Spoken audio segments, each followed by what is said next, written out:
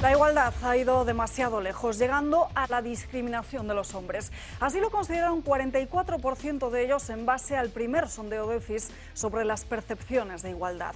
Una opinión que también comparten ellas, un 32,5% de las mujeres. El remar hacia una mayor protección de la mujer se ha tornado en una deriva feminista, o más bien hembrista, en la que se ha instalado una segregación y una discriminación constante en muchos niveles.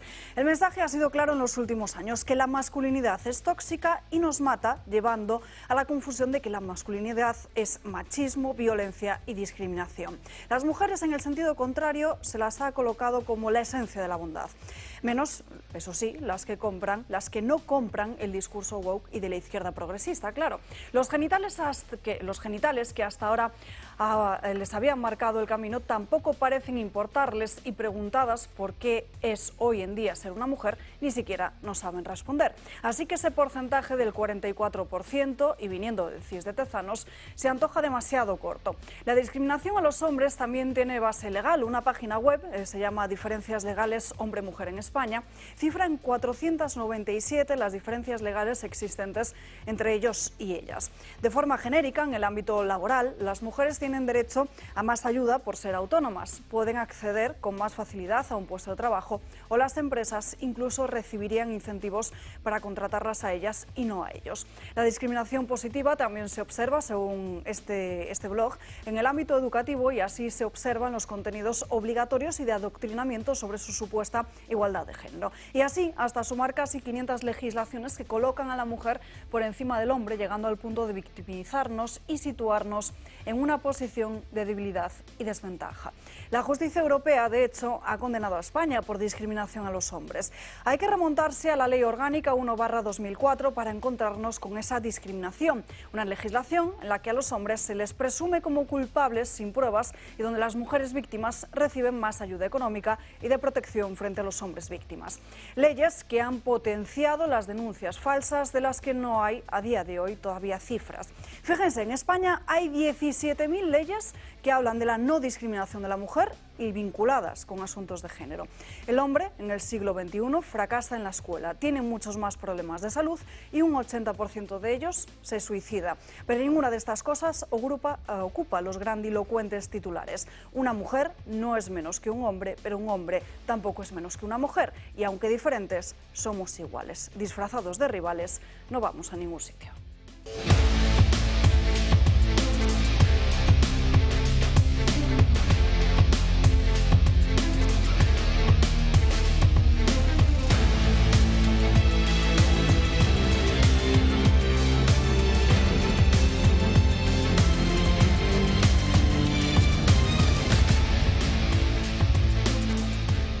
Muy buenos días, comenzamos la mañana de este martes aquí en Dando Caña, con muchos asuntos de los que hablar, pendientes del Consejo de Ministros, donde hoy el Gobierno prohíbe más bien el uso de los vapers, de los vapers de sabores, pero tenemos también muchos más asuntos de los que hablar. Empezaremos por esa encuesta del CIS sobre la igualdad, o la percepción de la igualdad de los hombres y las mujeres, de las elecciones de Galicia, y cómo juega el nacionalismo sus cartas, porque hoy a las 3 de la tarde se celebra un pleno extraordinario donde se va a votar esa reforma de la Constitución para cambiar el término disminuido por discapacitados, y donde el Partido Nacionalista Vasco ha intentado colar la cuestión del referéndum para el País Vasco. En fin, hablaremos de todo ello a lo largo de la mañana de hoy.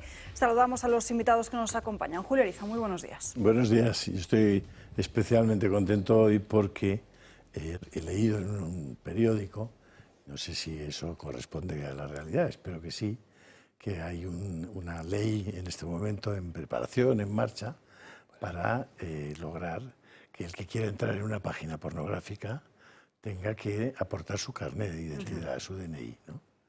A mí me parece que eso es esencial y que puede cambiar muchísimas cosas. Es verdad que los DNIs están al albur de cualquiera, es decir, que tú puedes tener acceso al DNI de muchísimas personas, y si quieres hacer trampa, no sé cómo van a evitar que sea el DNI del otro el que pongas. Lo gestionarán a través de la Fábrica Nacional de Moneda y Timbre para que se use el DNI electrónico o un certificado digital, que eso se recibe yendo uno mismo a identificar. Se puede evitar. Me parece una grandísima noticia. Yo que había pensado poner el deshache. Grandísima noticia. porque Sánchez no lo necesita, pero tiene unas saunas muy...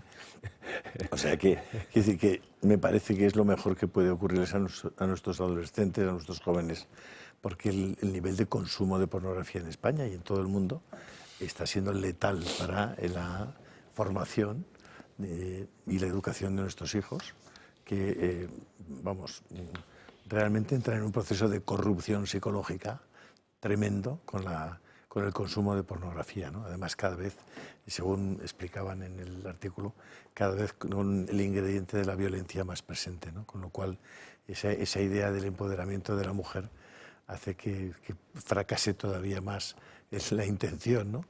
Porque la mujer, en la mayor parte de esa pornografía más consumida, se convierte en un objeto al que se la trata incluso de forma violenta, ¿no? Así que me ha parecido una noticia buena y creo que si el PSOE hace eso, yo desde luego voy a aplaudirlo, porque eso me parece que está muy bien hecho. Luego hay muchas más cosas que las tenéis en el canal de Telegram y desde luego no es menor el que Trump haya barrido materialmente a sus colegas en los caucus republicanos de Iowa, pasándole por casi 30 o más de 30 puntos al segundo, que ha sido Ron DeSantis. Pero, es decir, el camino para que Trump vuelva a ser el candidato en las elecciones de noviembre, pues está expedito para Donald Trump. José María Francas, muy buenos días. Muy buenos días. Pues mira, yo tenía tres cosas muy pequeñitas, pero una era esta. Esto es lo comentó Pedro Sánchez ayer o anteayer, pero lo más interesante es que esta mañana, cuando hablaban todas las tertulias, al menos las que he oído yo, de eso, ya empezaban a entender que lo de las violaciones no está muy alejado del uso diríamos, de la facilidad de la pornografía a la gente joven. Con lo cual es una cosa que creo que llevamos unos 4 o 5 años insistiendo aquí continuamente. Ya va bien que alguien se entere sin tener que hacer ningún estudio, ¿eh? O sea, es evidente que cuando agotas la normalidad pasas a la anormalidad. No había que ser un genio. Y el otro tema muy interesante es el tema del CIS, de los hombres que 4 se dicen que se han pasado en la legislación y tal. Es muy interesante sabiendo que esta tarde, cuando se aprueba la ley de la discapacidad, hay un punto especial que va a entrar por primera vez en la Constitución que dice algo así como con especial protección a niños y mujeres, con lo cual quiere decir que los hombres quedan fuera. Entonces está muy bien sacar la encuesta del CIS justo el día que te cargas y pones en la Constitución lo contrario. Es una cosa de un sentido común y político muy interesante. Y la última que me ha hecho mucha gracia esta mañana, bueno, gracias es un decir, ¿eh? Y es que el periodista del País, que estaba no sé en qué canal de televisión, ha dicho una cosa que parecía que casi todo el mundo coincidía en la tertulia y que era evidente, que el pacto de Sánchez con los separatistas va a durar hasta que le pongan encima de la mesa en serio el tema del referéndum. Y entonces aquel día se irá todo a freír espárragos, como bien dijo ayer Turull, o Rull, o Rasgull, o no sé cómo. Turull, que dijo exactamente. Colorín colorado. Eso, colorín colorado, este cuento se ha acabado. Entonces, es muy interesante también usar el sentido común en eso. O sea, si las cesiones que estás haciendo, que en teoría no quieres hacer y no te queda más remedio, tienen un tope, que es una cesión que ya te han dicho que te van a pedir, que va a llegar un día de estos, ¿a qué coño esperas para cortar antes? Porque es bastante absurdo. Es decir, yo sé que usted me va a matar, y que tengo que pasar por este tubo y si paso me mata. Y voy dándole dinerito para que me mate más tarde. Digo, pues ya que me mate, o te mato yo a ti. O sea, hay cosas que el sentido común hace que mis neuronas por las mañanas tengan graves problemas de mantenimiento. Víctor González, muy buenos días. Muy buenos días. Pues mira, yo celebro y la verdad creo que es muy buena noticia lo que ha comentado Julio. Yo creo que la identificación de las personas dentro de la red para muchísimas cosas es muy importante. En las redes sociales, por ejemplo, creo que es determinante, ¿no? Saber quién es el que está detrás, del que dice una cosa o del que dice otra cosa. El que insulta, el que amenaza. Para saber las fake news, para saber identificar al que está insultando, el que está amenazando de muerte, porque ahora que nos vemos así, todos los que hemos tenido cierta significación en Vox hemos recibido mensajes, ya sea por Twitter, ya sea por otras redes, algunos de ellos terribles, ¿no? Prefiero no hablar. O sea que yo estoy totalmente de acuerdo y celebro que se cuide la infancia y que se permita a los niños ser niños, ¿no? Hasta que dejen de ser niños de manera natural. Lo cual me sorprende de un gobierno que ha permitido una serie de leyes de adoctrinamiento LGTBI, que es romper esa inocencia que tienen los niños en un sitio que debe ser sagrado, ¿no? Porque la figura, lo que significa un colegio, ¿no? Para los niños y lo que significa el profesor para los niños con esa pues realmente esa inocencia en muchos casos se está rompiendo con estos talleres de roleplay que se están haciendo, y por no hablar de algunas de las cosas que Julio lo podría hacer mejor, que se han hecho en Cataluña, o algunos de los vídeos que se han promocionado desde la Generalitat, ¿no? Así talleres, muchos de ellos directamente con contenido pornográfico. Efectivamente. Así que me sorprende esto, no sé qué pensarán sus socios de gobierno, pero vamos, yo creo que es un motivo de celebración y ojalá que termine en buen puerto. Hoy va al Consejo de Ministros eso, ¿eh? En teoría. Antonio Burgueño, muy buenos días. Hola, buenos días. Bueno, a mí me sigue inquietando cómo ese señor Sánchez, que yo me sigo figurando en las bombas que tiene puestas, colocadas, y que sabe muy bien dónde las tiene. La semana pasada le veíamos que le iban a explotar, y lo que hizo es desactivar algunas que tiene importantes. ¿Por qué tenía importantes? Porque él sabe dónde las ha colocado, dónde se las han colocado, cómo las ha firmado, y sabe engañar. Y lo lógico es que los engaños ya tienen patitas cortas, como se dice en el lenguaje español, y empiecen a decir, bueno, le adelanto la más gorda para ver dónde se la ubicamos, que es la del referéndum. Bien, yo creo que consigue cada vez menos tiempo, o sea, está en una posición de desactivar, pero mientras pienso qué hago, qué habrá hecho este señor en mi pueblo de Mora de Toledo, que tiene ahí unos quintos en los que se refugian a pensar, pues no sé qué habrá pensado, pero a ver cuáles son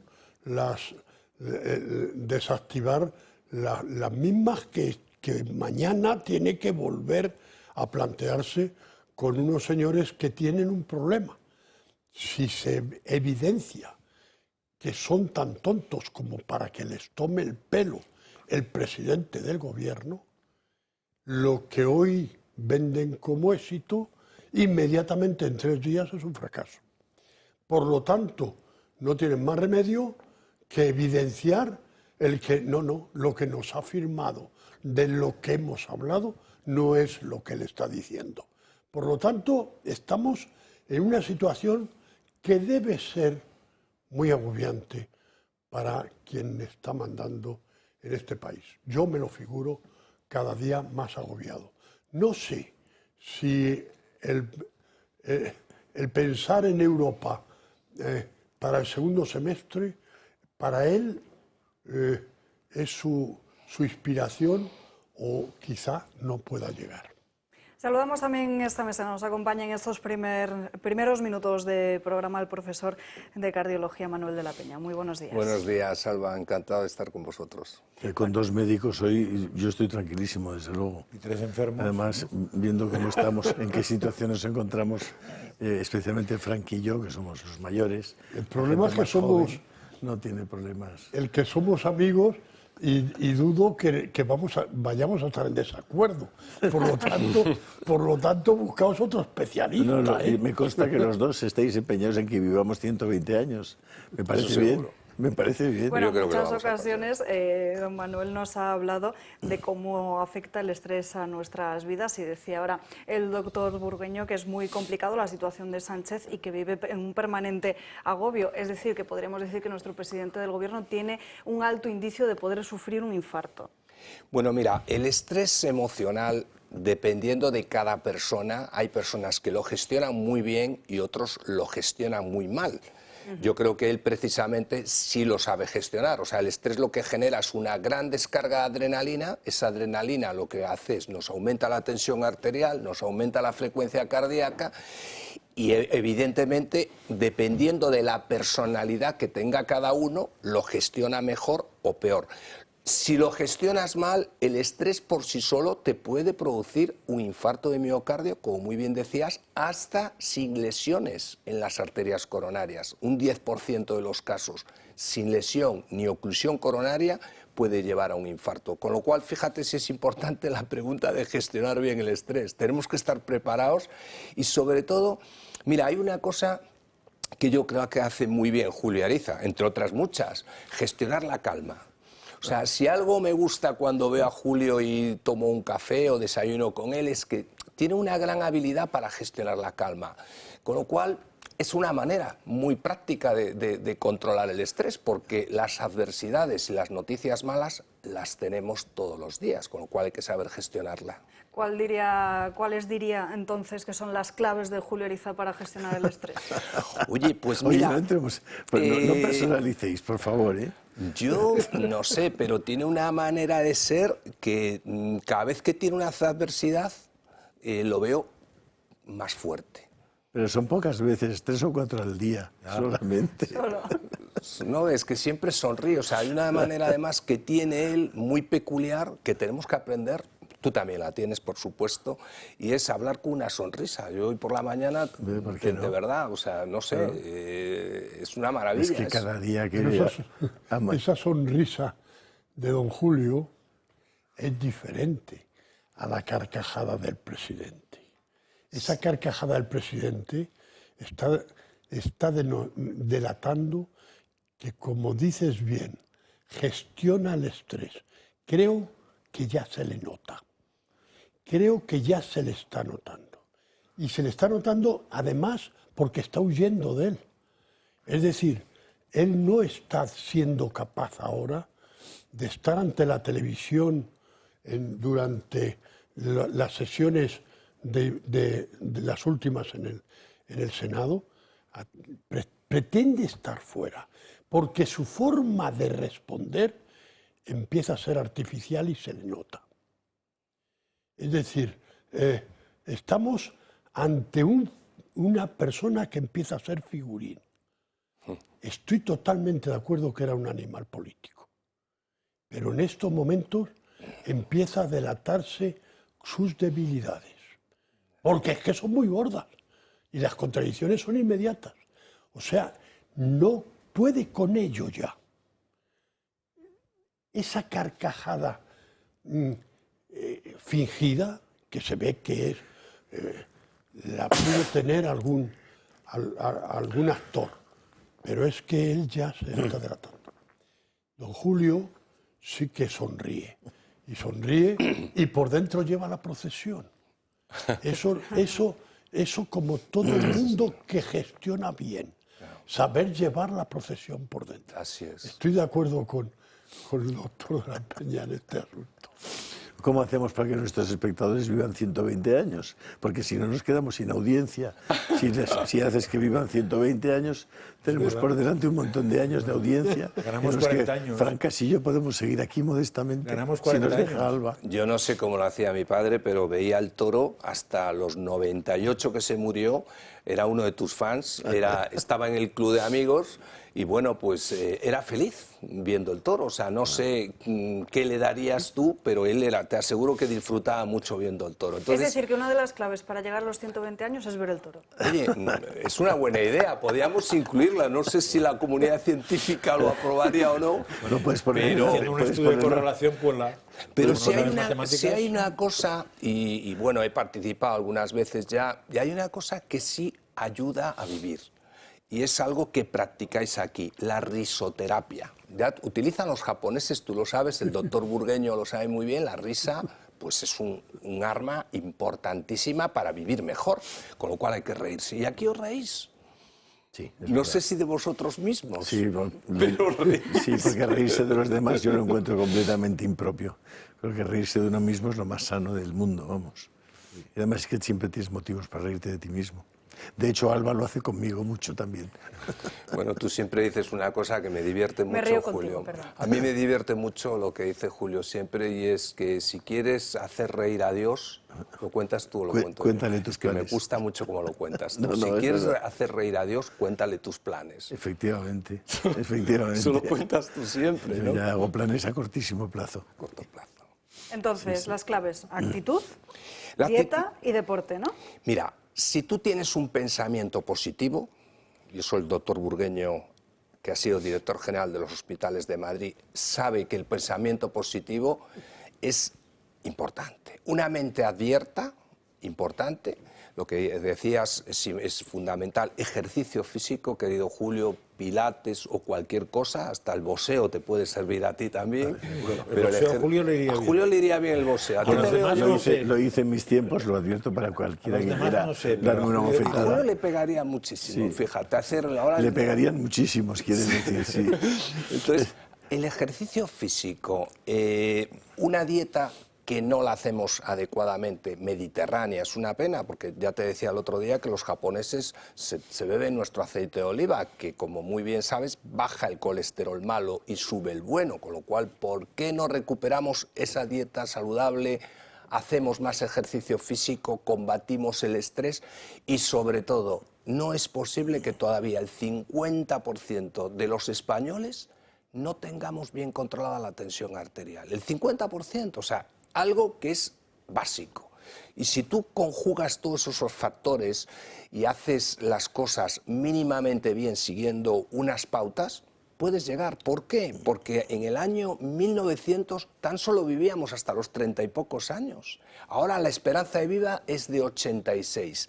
Y cada 5 años, Alba, cada 5 años sube la esperanza de vida. O sea, es un tema aritmético, es matemática, y el mundo está en manos de los matemáticos. A ver, Ahí me surge doctor. una duda. Sí, A ver, pregúntalo. dime.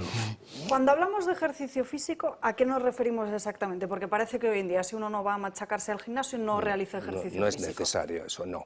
Ejercicio físico se entiende al menos, fíjate, y moderado o suave, caminar todos los días o mínimo 3 o 4 veces a la semana, 20 minutos. Lo que se entiende por Francas ejercicio lo hace siempre antes de entrar al Superado, programa. llevo 1 hora y media. Sí, pero con caminar es Más suficiente. 3/4 de hora de gimnasio. Y pregúntale a Antonio Burgueño, Tú camina caminas constantemente. todos los días. Sí, ¿Sí? yo no utilizo coche. Antonio No, el está coche en plena no. forma. Pero fíjate, caminas, acaba Julio? de... Yo menos que Antonio Burgueño. Y más que Francas. No creo. Por ahí, No por ahí. creo. Yo camino, Camino fundamental. bastante. ¿Sí? Pero más o menos Y subo ¿cuánto? escaleras. Pues igual camino 1 hora diaria. ¿Ah, sí? Sí. Hay muchas cosas que hago caminando. Entonces sí. Sí. Escúchame una cosa. Acaba de fallecer, que Dios lo tenga en su gloria, Miguel Barroso. Un hombre muy importante en la política española, lo en el mundo del conocía. periodismo, etcétera. Oye, aparentemente, dice que se ha muerto de un infarto. ¿No parece razonable que alguien a estas alturas, si hace prevención, se muera de un infarto a los 70? Es decir, un cáncer no lo puedes prever, pero un infarto sí. Vamos a ver, Miguel Barroso tenía 70 años, 70 nada más. justos, sí, Estaba impecable. Sí, es ¿Cuál es verdad. el problema, no de Miguel Barroso, de la mayor parte de las personas asintomáticamente, o sea, son pacientes asintomáticos, personas más que pacientes asintomáticos, no tienen ningún síntoma, pero no son conscientes de que una o varias de sus arterias coronarias Están tienen cerradas. una oclusión, que cuando es superior al 70%, está indicado implantar un stent. Y seguramente tendría alguna oclusión coronaria porque la muerte súbita, en el mayor porcentaje de los casos, es por una oclusión coronaria que no está controlada, que suele ser entre un 70 o un 90 o 100%. Hay pacientes que tienen hasta un 100% de obstrucción y no lo saben. Y sobreviene la muerte por trombosis coronaria. Con lo cual a Miguel Barroso habrá tenido esa oclusión y no hizo un diagnóstico preciso para saber el problema que tenía, porque no es normal. Vamos a ver lo que parecería razonable, no sé, quitadme la razón los doctores, pero es decir, a partir de una cierta edad, hacerse revisiones de las coronarias Siempre. y estás evitando el infarto, ¿o no? Por supuesto. Claro, Pero no es tan fácil eso. yo Todos estamos sometidos, todos, incluso yo, a partir de los 50 años hay que tener un control. Ahora se están ocurriendo muchas patologías y mucha muerte súbita en personas jóvenes, pero ya hay un componente genético. En personas de menos de 35 años, habitualmente es herencia genética. Cada vez estamos dándole más importancia. Oye, ¿qué le pasó a tu padre? ¿De qué se murió tu padre? Si tu padre o tu abuelo o tu madre ha tenido un problema coronario o de cáncer o lo que sea, es muy probable que ahí está, ¿os acordáis la famosa ley de Mendel? Pues ahí está Mendel, es decir, tu herencia genética, con lo cual hay que protegerse y saber qué te puede pasar. Si sabes que eres candidato, tienes que cuidarte y hacer un diagnóstico adecuado. En biología, siempre que no se sabe una causa, se dice que el 50% ronda lo genético y el 50% lo ambiental, para no equivocarte. Pero Pues, por ahí vamos tiros Pues en muchas medicina cosas. es un 25% un componente genético y un 75% en lo que nos quiere insistir Alba, los hábitos y estilos de vida saludables. Voy a hacer un homenaje a lo que estáis hablando y está diciendo el doctor de la Peña, a un maestro que yo creo que también te dio clase a ti, el profesor Casas. Hombre, claro. Pues daba una clase de concepto, y es bueno decirlo aquí, de qué es la enfermedad. Acabas de decir, y acabáis de decir, que te ha costado trabajo decir paciente y tú decías persona, porque ¿qué es la enfermedad cuando nadie se sabe enfermo? Y él lo decía de la siguiente forma. Hablaba de los vasos, y él hablaba de los vasos periféricos de las piernas. Y decía, ¿qué es que el dolor porque se tiene una enfermedad vascular obliterans? Pues esa enfermedad le incapacita al cartero pedáneo, lo decía así, y no se percata de ella el rico banquero. El cartero pedáneo tenía que repartir un montón de cartas caminando y le incapacitaba el que se tenía que parar porque no le regaba las piernas, porque igual que el que no le riega bien las coronarias, le duele el corazón, pues le dolían las piernas. Y él lo decía, que es la enfermedad que uno se entera de que la tiene y le incapacita, y otro, por ir en coche todo el día conduciéndole el chofer, el mecánico, como se decía, pues evidentemente no se percata de eso. Afortunadamente, habéis dado en la realidad actual, afortunadamente, por una u otra razón, ya entra el estudio y la precaución de hacerse estudios de Doppler que son inocuos, que no hay que hacer nada, para ver los vasos cardíacos, los vasos cerebrales, los vasos de las piernas y los vasculares del corazón. Vamos, hoy ya hay unas técnicas radiológicas con escáner y con resonancia que no hay que hacer siquiera estudios vasculares con intervencionismo. Por lo tanto, lo que estáis hablando es descubrir precisamente que uno esté, sin saberlo, no esté sano y poder prevenirlo. Oye, que no se nos muera ningún amigo de esta televisión, por lo menos sin haber escuchado que hacerse un estudio angiográfico de cómo están las arterias te previene de morirte de un infarto. Es decir, que es tan simple como eso. ¿A qué hora hay que hacerse esas cosas? Que me estáis empezando a preocupar. A ver, ¿dónde se lo tiene que hacer? ¿A qué edad? Manolo. Bueno, yo creo que a partir, como decís muy bien, la prueba un poco de imagen hoy que nos permite conocer de una manera precisa se llama angiotac coronario, ¿no? Entonces podemos hacerlo con 62 cortes, es decir, 62 imágenes o 320 imágenes. Pero de esa manera te da una precisión matemática de lo que tienes y de lo que puedes llegar a tener. No, pero ¿a qué edad recomiendas tú que...? Yo a partir de los 50 años. Hoy, de la manera que vivimos, una situación amenazante, con un estrés, sometidos a tantas presiones, yo creo que a partir de los 50 años, si haces deporte intensivo, sí recomiendo que sea antes de los 40. De cabrito. Deporte intensivo. Yo pensaba que Julio te iba a decir, por meterse contigo, como lo hacéis habitualmente, que a tu edad seguro, ¿eh? No, si haces deporte intensivo, sí, porque, hombre, no tiene sentido someter el corazón a un gran esfuerzo. Tú piensas una cosa, cuando haces deporte, ¿qué está ocurriendo?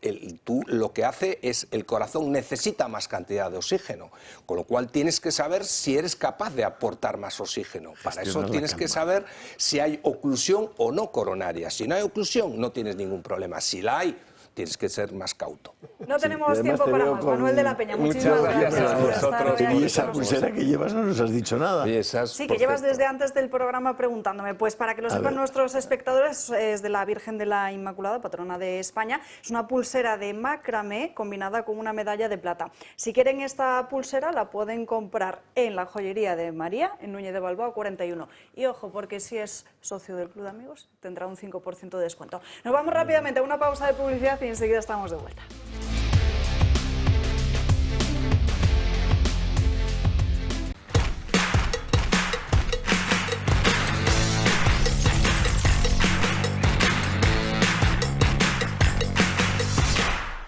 Pardo Stone Design es una empresa líder en manipulación de la piedra natural y cuenta con los sistemas operativos más avanzados del mercado y el conocimiento puramente artesanal. Aportan conceptos innovadores en el mundo de la decoración con piedra natural, realizando composiciones decorativas y proyectos de arquitectura e interiorismo. Pardo Stone Design. Descubra la artesanía en piedra y haga sus sueños realidad. Y si eres socio del Club de Amigos, tendrás un 5% de descuento.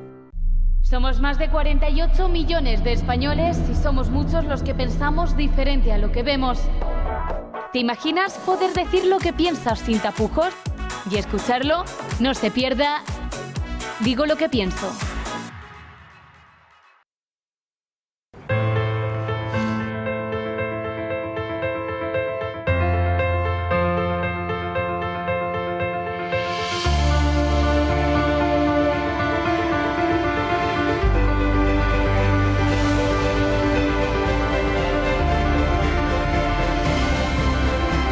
Si enseña su carnet de socio del Club de Amigos, tendrá un 10% de descuento en el total de su factura.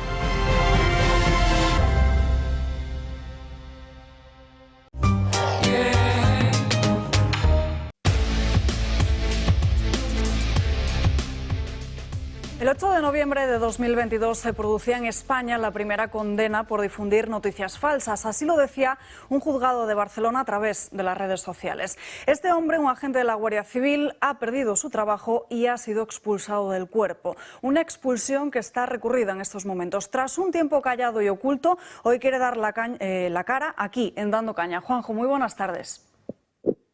Hola, buenas tardes.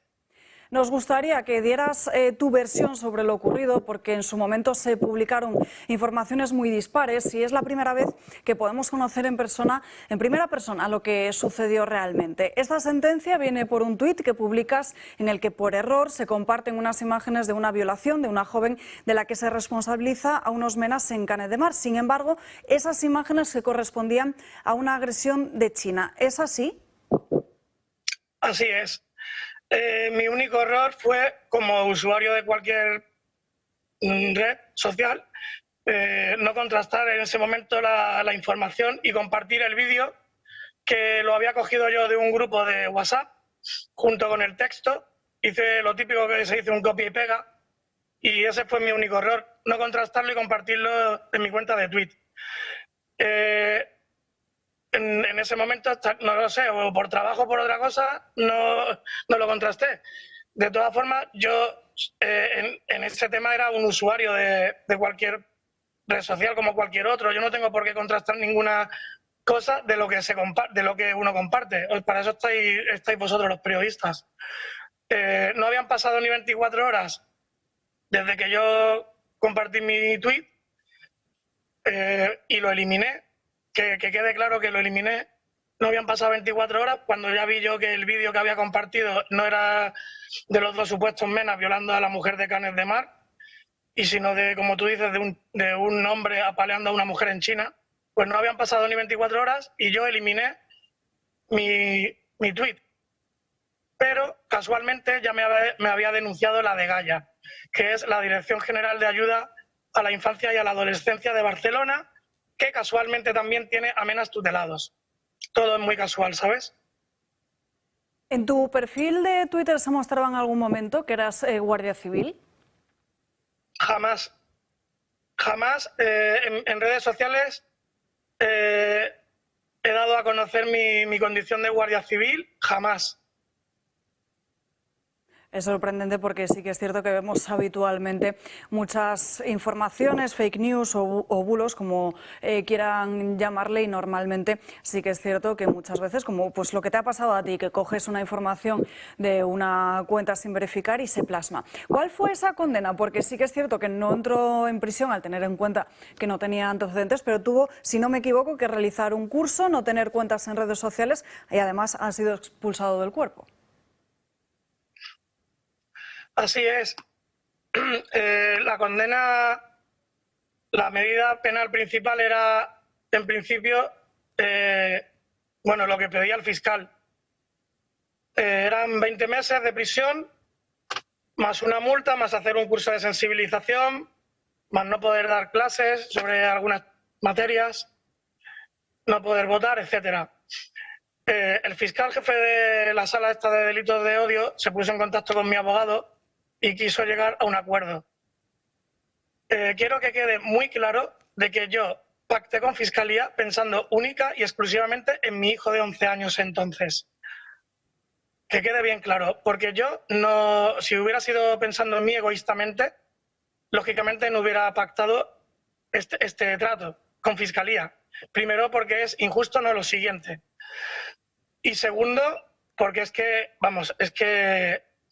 en qué cabeza cabe de condenar a una persona y de pedirle cárcel, aparte de otras medidas accesorias, simplemente por hacer un copia-pega en una red social. Entonces, repito, pacté con Fiscalía pensando única y exclusivamente en mi hijo, porque puedo permitirme muchas cosas en la vida, pero no puedo permitirme ir a la cárcel teniendo un hijo menor que depende de mí. Y mi abogado y yo teníamos muchas sospechas de que el fiscal, si no llegábamos al acuerdo, iba a solicitar a los magistrados de la sala mi ingreso en prisión preventiva hasta que se celebrase el juicio. Entonces, pues pensando en mi hijo, pues pacté con Fiscalía. Y las penas fueron reducidas y en teoría todo iba a quedar ahí, en la audiencia provincial, y no iba a pasar nada más. Yo cumpliría mi condena, pagaría mi multa, etcétera, haría mi curso de sensibilización. A los 15 meses podría solicitar la cancelación de mis antecedentes penales y a seguir viviendo como si no hubiera pasado nada. El problema fue que muy supuestamente alguien de la Guardia Civil, porque se ve que para la Guardia Civil no fue suficiente el tema de la condena penal, y se ve que alguien de la Guardia Civil, yo sospecho que fue alguien del ex gobierno, de la ex directora del cuerpo, María Gámez, sí, esa que tuvo que dimitir el año pasado por el escándalo de los ERE supuestos de su marido, de Andalucía.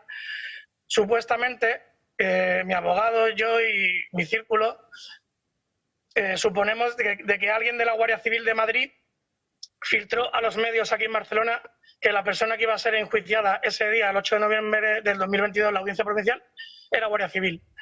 Entonces, pues claro, ya te puedes imaginar, estaban allí todos los medios esperándome, cuando supuestamente iba a ser una cosa que iba a quedar en la audiencia provincial entre las partes y nada más. No se tenía que haber hecho público nada, ni mi condición de Guardia Civil, ni mis datos personales, ni todas las barbaridades que difamaron, calumniaron e injuriaron sobre mi persona diferentes medios, de los cuales, por si no lo saben, tengo 6 querellas pendientes por todo lo que difamaron, etcétera, sobre mi persona, a medios y a algunos particulares. Y entonces ya te digo, la Guardia Civil es la máxima responsable de mi expulsión, tanto por dar mi condición de Guardia Civil a los medios y también por haberme sancionado con la máxima sanción del régimen disciplinario, que es de la falta muy grave, es la separación de servicio, que es la expulsión del cuerpo. Para resumiros, os puedo decir que mi vida y la de mi familia ha sido muchísimo más afectada y perjudicada por una sanción administrativa, en este caso la expulsión del cuerpo, que por una condena penal. Porque la sanción disciplinaria de la Guardia Civil ha sido desproporcionadísima en referencia con la condena penal, que está catalogada con un delito menos grave. Y como tú has dicho en el inicio, lo estoy recurriendo ahora mismo en la Sala Quinta de lo Militar del Tribunal Supremo. la expulsión del cuerpo. Y la Guardia Civil también, quiero también destacar que no me ha ayudado absolutamente en nada, todo lo contrario. Cualquiera que me conozca, he estado 25 años de mi vida prestando servicios a mi país, al Ejército y a la Guardia Civil. 6 años y pico en el Ejército de Tierra y casi 19 años en la Benemérita. Cualquiera que me conoce sabe lo profesional y cómo soy como persona. Mis jefes intermedios y superiores directos sí que me han apoyado. Lo mismo que mis anteriores compañeros de igual empleo y mis subordinados. Me he sentido apoyado muchísimo por ellos. De hecho, algunos de mis jefes intermedios, bueno, puedo decir empleos, pero no diré nombres por respeto a ellos. En concreto, un brigada y un capitán dieron la cara por mí, porque es lo justo, e hicieron informes positivos sobre mí, para cuando estuve yo recurriendo el tema de la expulsión del cuerpo. Esos informes, etcétera, se lo han pasado por el forro, por llamarlo así, la cúpula alta de la Guardia Civil de aquí de Barcelona y la de Madrid. Empezando por la instructora del expediente sancionador, que era una teniente coronel, la cual, desde el primer momento, su propuesta para mi sanción fue la separación de servicio. Eso fue desde el principio. Lo mismo que el coronel jefe de la comandancia de aquí de Barcelona, el cual tampoco me ayudó absolutamente en nada, proponiéndole a la exdirectora María Gámez, que he nombrado antes, que me cesaran en mi destino cautelarmente y me metieran una suspensión de empleo y sueldo de 3 meses hasta que se resolviera definitivamente mi sanción disciplinaria. Quiero decir que lo que el día 7 de noviembre del 2022 yo era una buena persona, era un súper profesional en la Guardia Civil, a partir del 8 de noviembre, X empleos altos de la Guardia Civil de aquí de Barcelona y de Madrid, para ellos yo ya era un número no, lo siguiente. Porque, repito, no me han apoyado, ni me han protegido, ni me han defendido absolutamente en nada. Sobre eso le quería preguntar precisamente porque en su historial, además de lo que nos está contando de esos 19 años de servicio y otros 6 en el Ejército, figuran también distintos distintivos y méritos otorgados por los Ministerios de Defensa e Interior. Es decir, ¿considera que ha sido usado como cabeza de turco, que si no hubiera sido, estuviera destinado en Cataluña o si el posicionamiento hubiera sido el políticamente correcto, nada de esto le hubiera ocurrido? Por supuesto. Cabeza de turco se queda corto. Y bueno, lo que te estaba comentando del tema de lo de la Guardia Civil es que han sido que eso, lo que tú has dicho, son casi 19 años de servicio. Y a partir de salir yo en la prensa, ya te digo, la Guardia Civil no solamente no me ha protegido, no solamente no me ha defendido, ni nadie, ni el gabinete de prensa, ni ninguna asociación ha dado la cara públicamente para defenderme con lo que estaban haciendo, que me estaban linchando por todos lados, judicialmente, socialmente y mediáticamente. Pero se ve que no era suficiente para la Guardia Civil, que también laboralmente tenían que hundirme. Y la Guardia Civil no solamente no me ha protegido ni me ha defendido, tampoco me hace falta, porque yo sé defenderme solo, pero al menos que no se hubiera interpuesto, porque era una cosa de mi vida privada. No era nada de mi vida profesional. Porque de mi vida profesional no tienen nada de lo que reprocharme. Al revés. Y la Guardia Civil lo que ha hecho ha sido hundirme más. Porque ya te digo, desde el primer momento la instructora del expediente sancionador, esta teniente coronel, me propuso desde el primer momento para la separación de servicios. Como ya he dicho, y el coronel de aquí de la comandancia, lo mismo. Le propuso a la exdirectora, María Gámez, como medida cautelar, mi cese del destino aquí de la Comandancia de Barcelona y mi suspensión de empleo durante 3 meses y de funciones. Yo tengo una opinión, bueno, de que depende de qué X empleos militares, ya sea en el Ejército y aquí, bueno, aquí más en la Guardia Civil, por lo que yo he vivido, mi experiencia, pues no somos números, no les importamos, es todo postureo, todo es paripé cuando hay cámaras delante y solamente les importan a muchos sus carreras político-militares y ascender y sus comisiones y poco más. Y nosotros no les importamos nada. Y ya te digo, en el 2022, en el 2023, si no me equivoco, mi excapitán de jefe de compañía incluso me propuso para una condecoración. Eso es lo más guardia civil que yo era. Pero a raíz de salir en la prensa, en todos los medios que me sacaron el 8 de noviembre del 2022 y ponerme a caldo, pues entonces ya soy muy mal guardia civil, para la Guardia Civil. Como has dicho tú antes también, para contestarte, por supuesto que he sido cabeza de turco, por supuesto que mi caso ha sido un caso político, por supuesto que si yo no hubiera sido guardia civil no me hubiera pasado absolutamente nada judicialmente, y menos estando aquí destinado en Cataluña, y por supuesto que si hubiera estado yo destinado siendo guardia civil en otro sitio, la sanción de la Guardia Civil hubiera sido muchísimo menor. Pero era el primer caso que se enjuiciaba en España por esta clase de delitos, supuestos de odio, y tenía que vender para algunos medios, tenía que vender para algunos políticos y de paso para que algún jefe pues se colgase alguna medallita a algún jefe de la Guardia Civil también. Y eso es lo que ha pasado. También tengo algunas preguntas que las voy a dejar en el aire, como por ejemplo, ¿cómo es posible que tras una investigación realizada supuestamente por un grupo de delitos informáticos o telemáticos de los Mossos d'Esquadra, concretamente de la comisaría de Sabadell, que tienen a su alcance todos los medios técnicos, medios humanos, apoyo legal para realizar todo tipo de peticiones judiciales y solamente fueron capaces de averiguar la identidad de una persona que compartió el vídeo este del chino, o sea, mi persona? También tengo preguntas para fiscales, etcétera. Como por ejemplo, ¿por qué el Ministerio Fiscal y luego los jueces se conformaron con un único encausado? En este caso yo. ¿Por qué no ordenaron que se investigara de dónde salió la primera copia, el primer editor del vídeo, el primero que compartió ese texto, que ni siquiera escribí yo, que fue todo un copy-pega el vídeo y el texto? ¿Por qué no investigaron eso los Mossos d'Esquadra? ¿Por qué el fiscal y los jueces no ordenaron que se investigase de dónde salió ese vídeo? ¿Quién fue el que lo grabó o quién fue el primero que empezó a compartirlo en redes sociales? ¿Por qué se cebaron en mi persona, única y exclusivamente? La respuesta es, ya lo he dicho, porque era guardia civil, por mi condición de guardia civil, porque estaba destinado en Cataluña y porque era el primer caso y tenía que vender.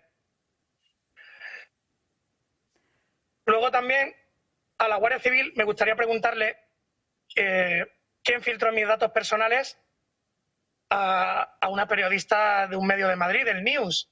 ¿Quién filtró mis datos personales? ¿De dónde era yo? ¿Mi edad? ¿Dónde estaba yo destinado en la Guardia Civil? Etcétera.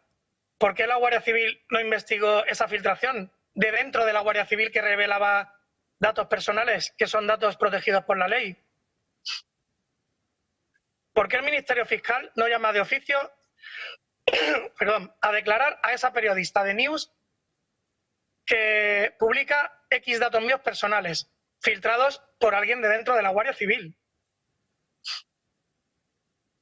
Pues porque se filtró intencionadamente de la Guardia Civil. ¿Por qué la exdirectora María Gámez ordena la incoación de un expediente disciplinario con una sanción que implique mi expulsión del cuerpo?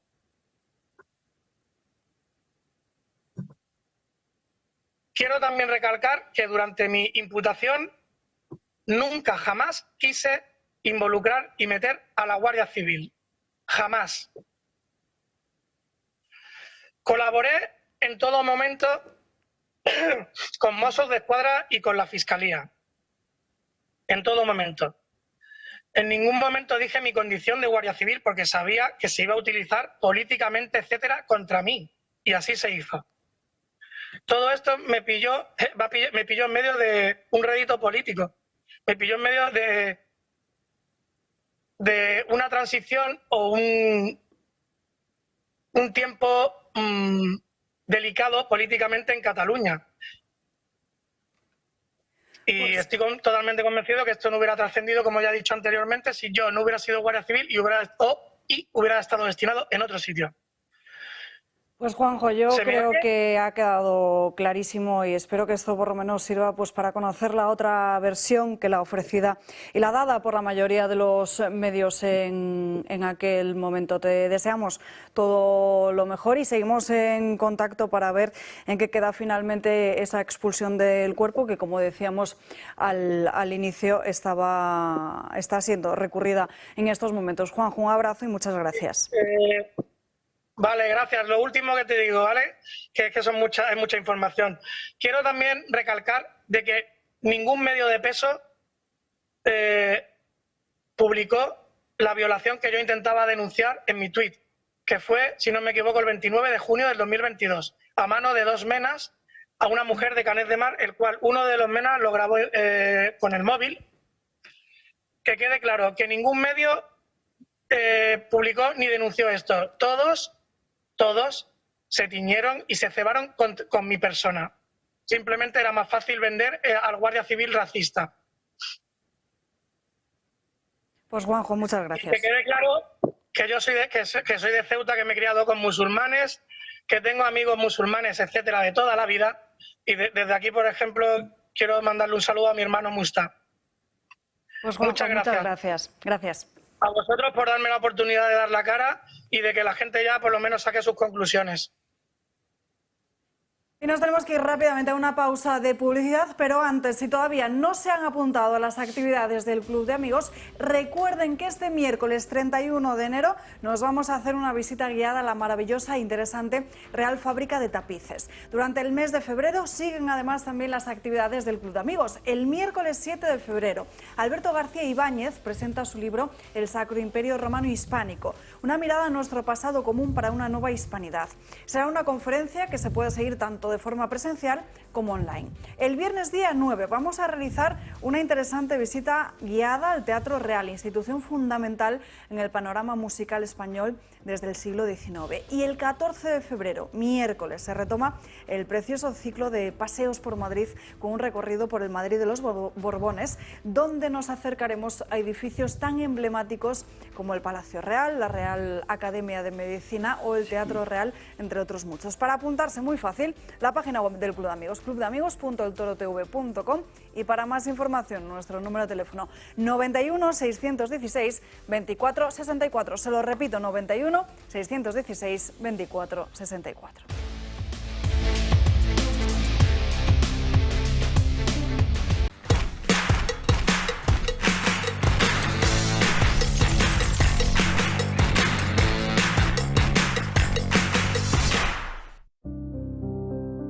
La muerte es parte de la vida y por eso Pardostone Design quiere convertir y recordar lo que fuimos. Dejar huella en la memoria de los familiares y amigos. Son únicos y pioneros en lápidas personalizadas. Pardostone Design. Si eres socio del Club de Amigos, tendrás un 10% de descuento.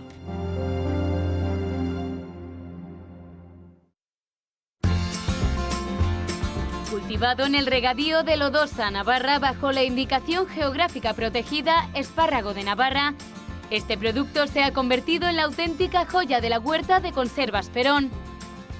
Seleccionan y clasifican los espárragos nada más haber sido recolectados. A continuación, se pelan mediante maquinaria o a mano y se cortan por el tallo con el fin de igualar su tamaño. Se escaldan mediante inmersión en agua caliente y tras un enfriado rápido, se clasifican los espárragos de las mismas características y se pasa al envasado. Gracias a su blancura, su textura suave y su delicioso sabor, el espárrago de Conservas Perón se ha convertido en uno de los productos más valorados de toda la geografía nacional.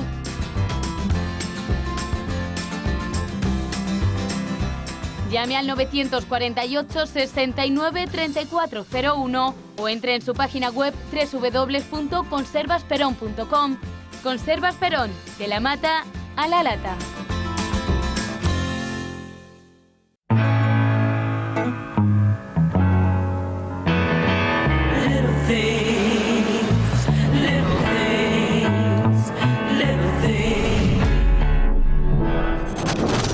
'cause it's the little things that mean an awful lot.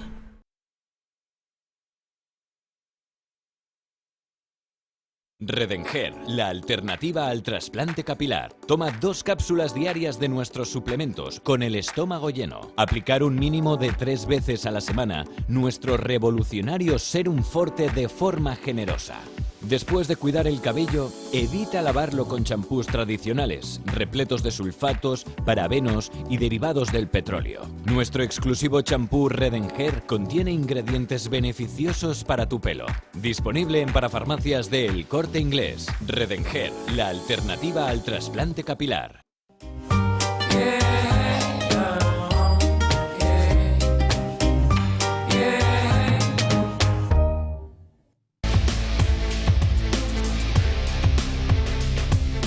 Estamos de vuelta en Dando Caña y, como saben, hoy es el día donde se va a debatir esa reforma de la Constitución, de su artículo número 49, para eliminar ese término disminuido y sustituirlo por el de persona con discapacidad. Van a ver en sus pantallas cómo estaba hasta hoy, que el Partido Popular ha llegado a un acuerdo con el Partido Socialista. Los poderes públicos realizarán una política de previsión, tratamiento, rehabilitación e integración de los disminuidos físicos, sensoriales y físicos. Ese término es el que se modifica por lo que van a ver ahora en sus pantallas. Así queda el nuevo artículo 49. Las personas con discapacidad son titulares de los derechos y deberes previstos en este título en condiciones de libertad e igualdad real y efectiva, sin que pueda producirse discriminación. Los poderes públicos realizarán las políticas necesarias para garantizar la plena autonomía personal e inclusión de las personas con discapacidad. Se regulará la especial protección de las personas con discapacidad para el pleno ejercicio de sus derechos y deberes. Y la frase de antes es la que mencionaba Francas al inicio de este programa. Se atenderán particularmente las necesidades específicas de las mujeres y niñas con discapacidad. Aquí de nuevo vemos esa discriminación al hombre, que perciben un 44% de ellos según el último barómetro del CIS, del que luego hablaremos. Porque antes queremos mostrarles las cartas con las que está jugando el separatismo en nuestro país, porque esta reforma de la Constitución ha intentado ser aprovechada por el Partido Nacionalista Vasco para sus propios intereses.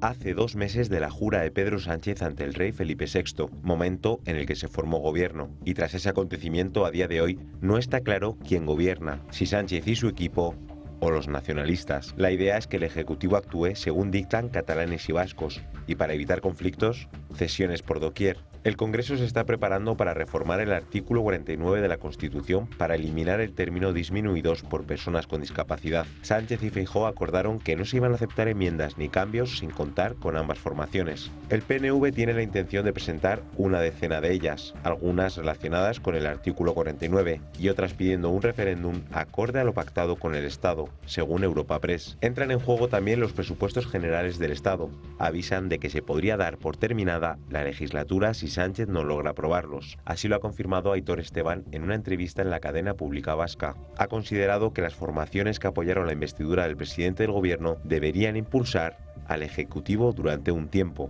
al menos al principio. Por su parte, Junts avanza con la amnistía, las decisiones de inmigración, pero no se contentan con un poco. Quieren el premio gordo, un referéndum, i també tensen la cuerda. Tenir la gestió integral de les polítiques d'immigració a Catalunya. El seu president també va dir que la llei d'amnistia era absolutament inconstitucional i ara fem mítings abrandats parlant de la constitucionalitat i la bondat de l'amnistia. Per tant, pactats per la via que ens puguem posar d'acord perquè es pugui fer un referèndum vinculant i acordat amb l'Estat. I si l'Estat es nega amb rodó, el govern de l'Estat, doncs, como diría aquel, colorín colorado, y ya está. Además, Junts ligará los presupuestos generales del Estado a la cesión total de tributos. Los quieren utilizar para seguir apretando a Moncloa en busca de su beneficio. Incluyen reclamaciones como la de que la Generalitat se quede al margen del régimen común y se les ceda el 100% de todos los tributos que se recaudan en Cataluña. Todos tienen claro su objetivo, menos Pedro Sánchez.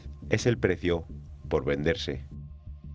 Esa misma mañana, Patxi López, además, ha sido entrevistado en Radio Cable, donde ha asegurado no estar cómodo con el discurso de Junts acerca de la inmigración ilegal, un discurso que ha calificado como xenófobo. Además, ha sido preguntado por ese acuerdo del que solo se conoce lo publicado por Junts y porque el Partido Socialista no ha publicado ningún documento y es transparente con lo que ha firmado con el partido de Carles Puigdemont.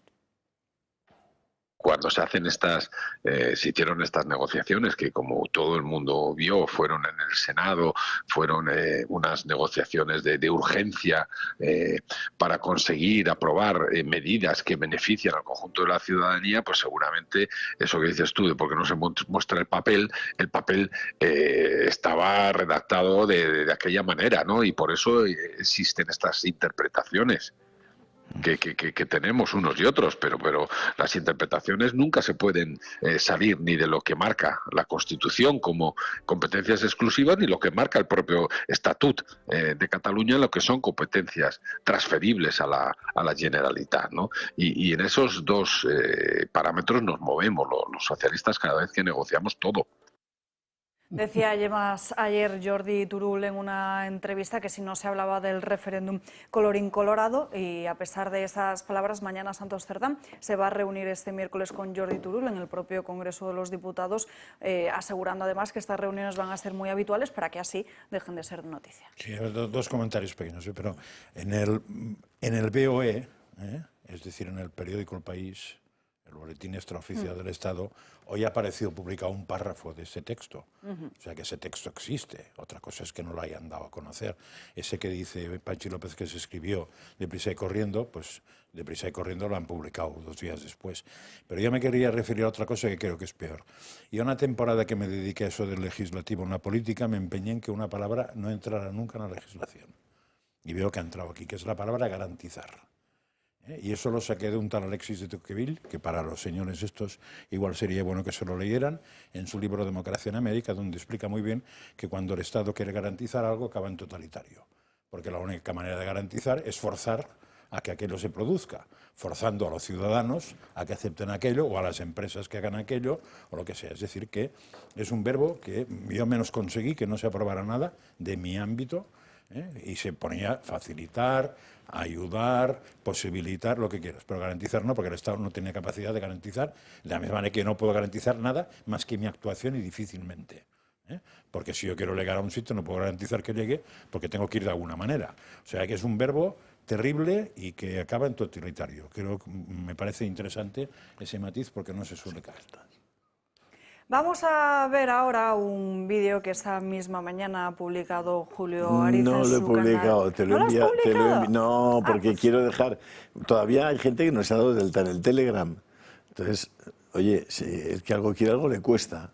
Así que el vídeo lo vamos a ver primero aquí, luego lo editamos y luego ya lo subo al Telegram. Así que os vayáis dando de alta.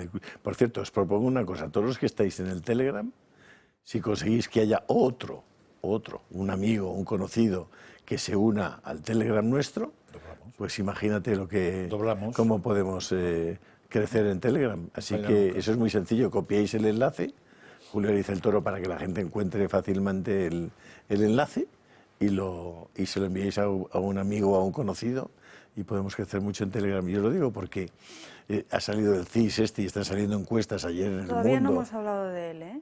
No, pero que salen las encuestas y esta mañana he visto un vídeo, en realidad ha sido esta madrugada, he visto un vídeo que me ha deleitado, o sea, que me ha parecido tan formidable cómo desnuda la realidad de las encuestas en política, que vale la pena que lo veáis porque os va a divertir y os va a clarificar y además vais a entender muchas de las cosas que pasan con las encuestas como información, porque se han convertido simplemente en una forma de controlar la opinión, ¿no?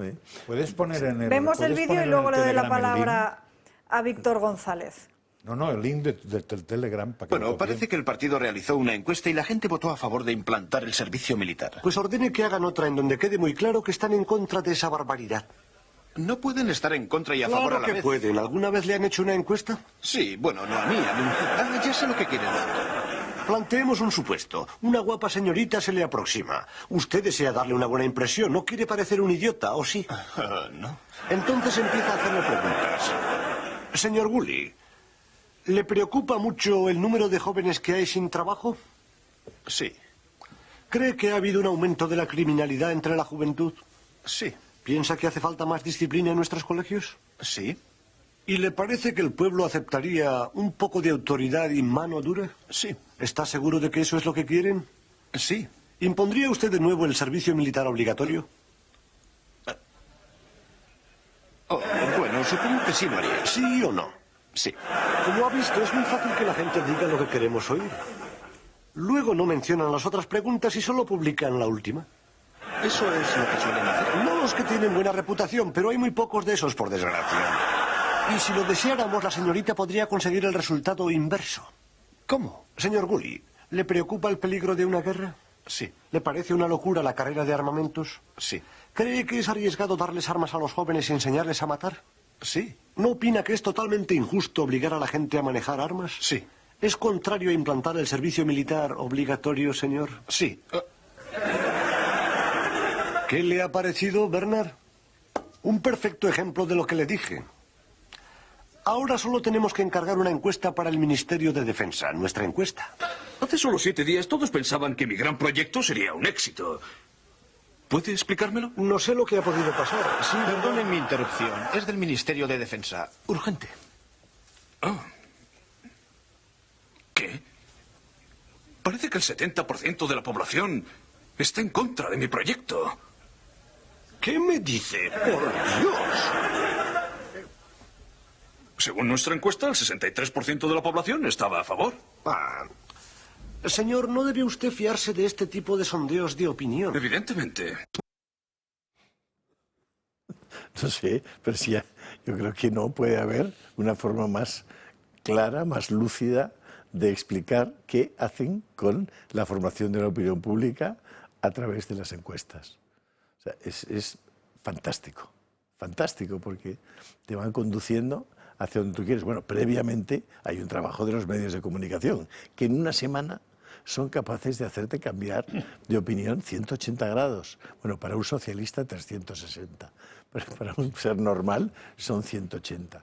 Bueno, pues con 3 o 4 televisiones y programas de máxima audiencia bien dirigidos, cambias la opinión pública sobre una materia importante, sobre una materia seria y profunda, sin ningún problema. Y si además te apoyas en una encuesta hecha como estos saben hacer las encuestas, pues haces en realidad, por eso la demo, como decía el libro, la demo quiere gracia.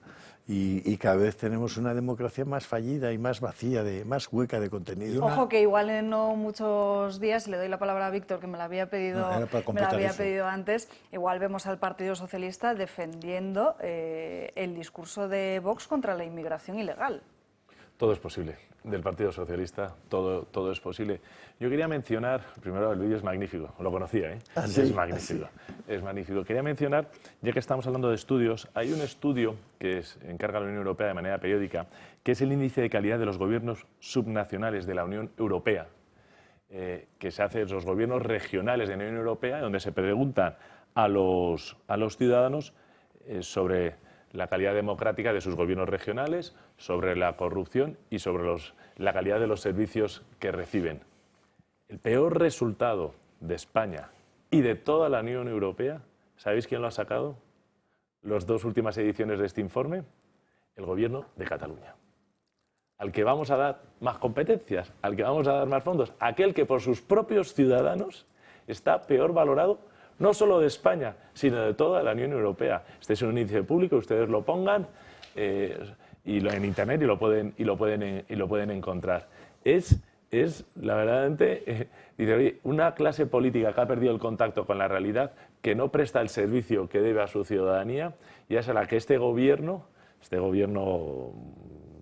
degenerado, Frankenstein, como lo queramos llamar, que está pervirtiendo nuestras instituciones en lo que está jugando, ¿no? Jugando, son las películas de 2 malos a ver cuál es peor.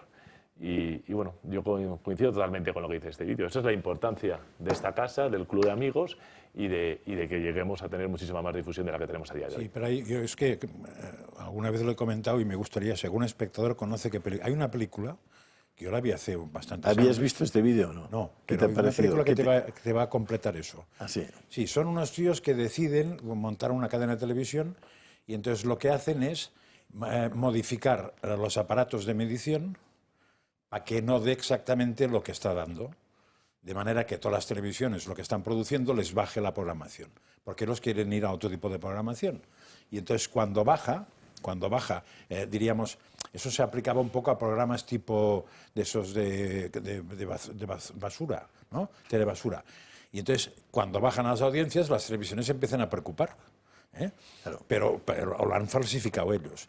Y cuando empiezan a poner programas de otro estilo, quitan la falsificación y se da cuenta que la gente quiere los programas de otro estilo, pero que no los votaba porque no había. Claro. Entonces es una película que lo explica muy bien, pero no sé cómo. La he buscado 1000 veces, pero claro, ¿cómo buscas eso? Si no sabes ni puñeta el título ni nada. Pues igual la conoce alguien. Voy a poner el Telegram, el teléfono, para que igual algún espectador la conoce nos y ayuden. puede poner qué película es, porque está muy bien hecha y completa muy bien toda esa idea de que las audiencias son movidas por lo que produces.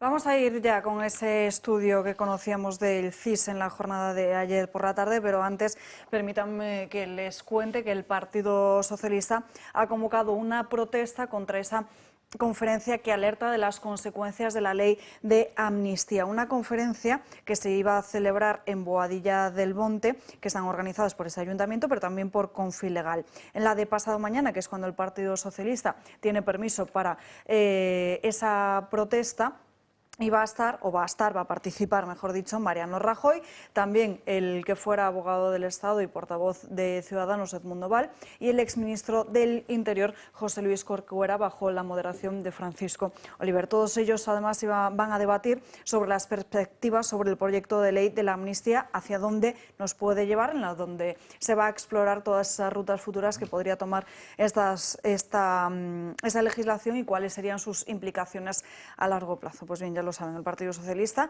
tiene permiso para celebrar una protesta frente a estas conferencias organizadas por Confilegal y el Ayuntamiento de Boadilla del Monte. Pues les va a dar mucha difusión a las conferencias. Sí. Está muy bien. ¿Eso se llama Scratch o cómo se llamaba eso? Sí. Pues van a hacer un Ferraz y después se enfadan.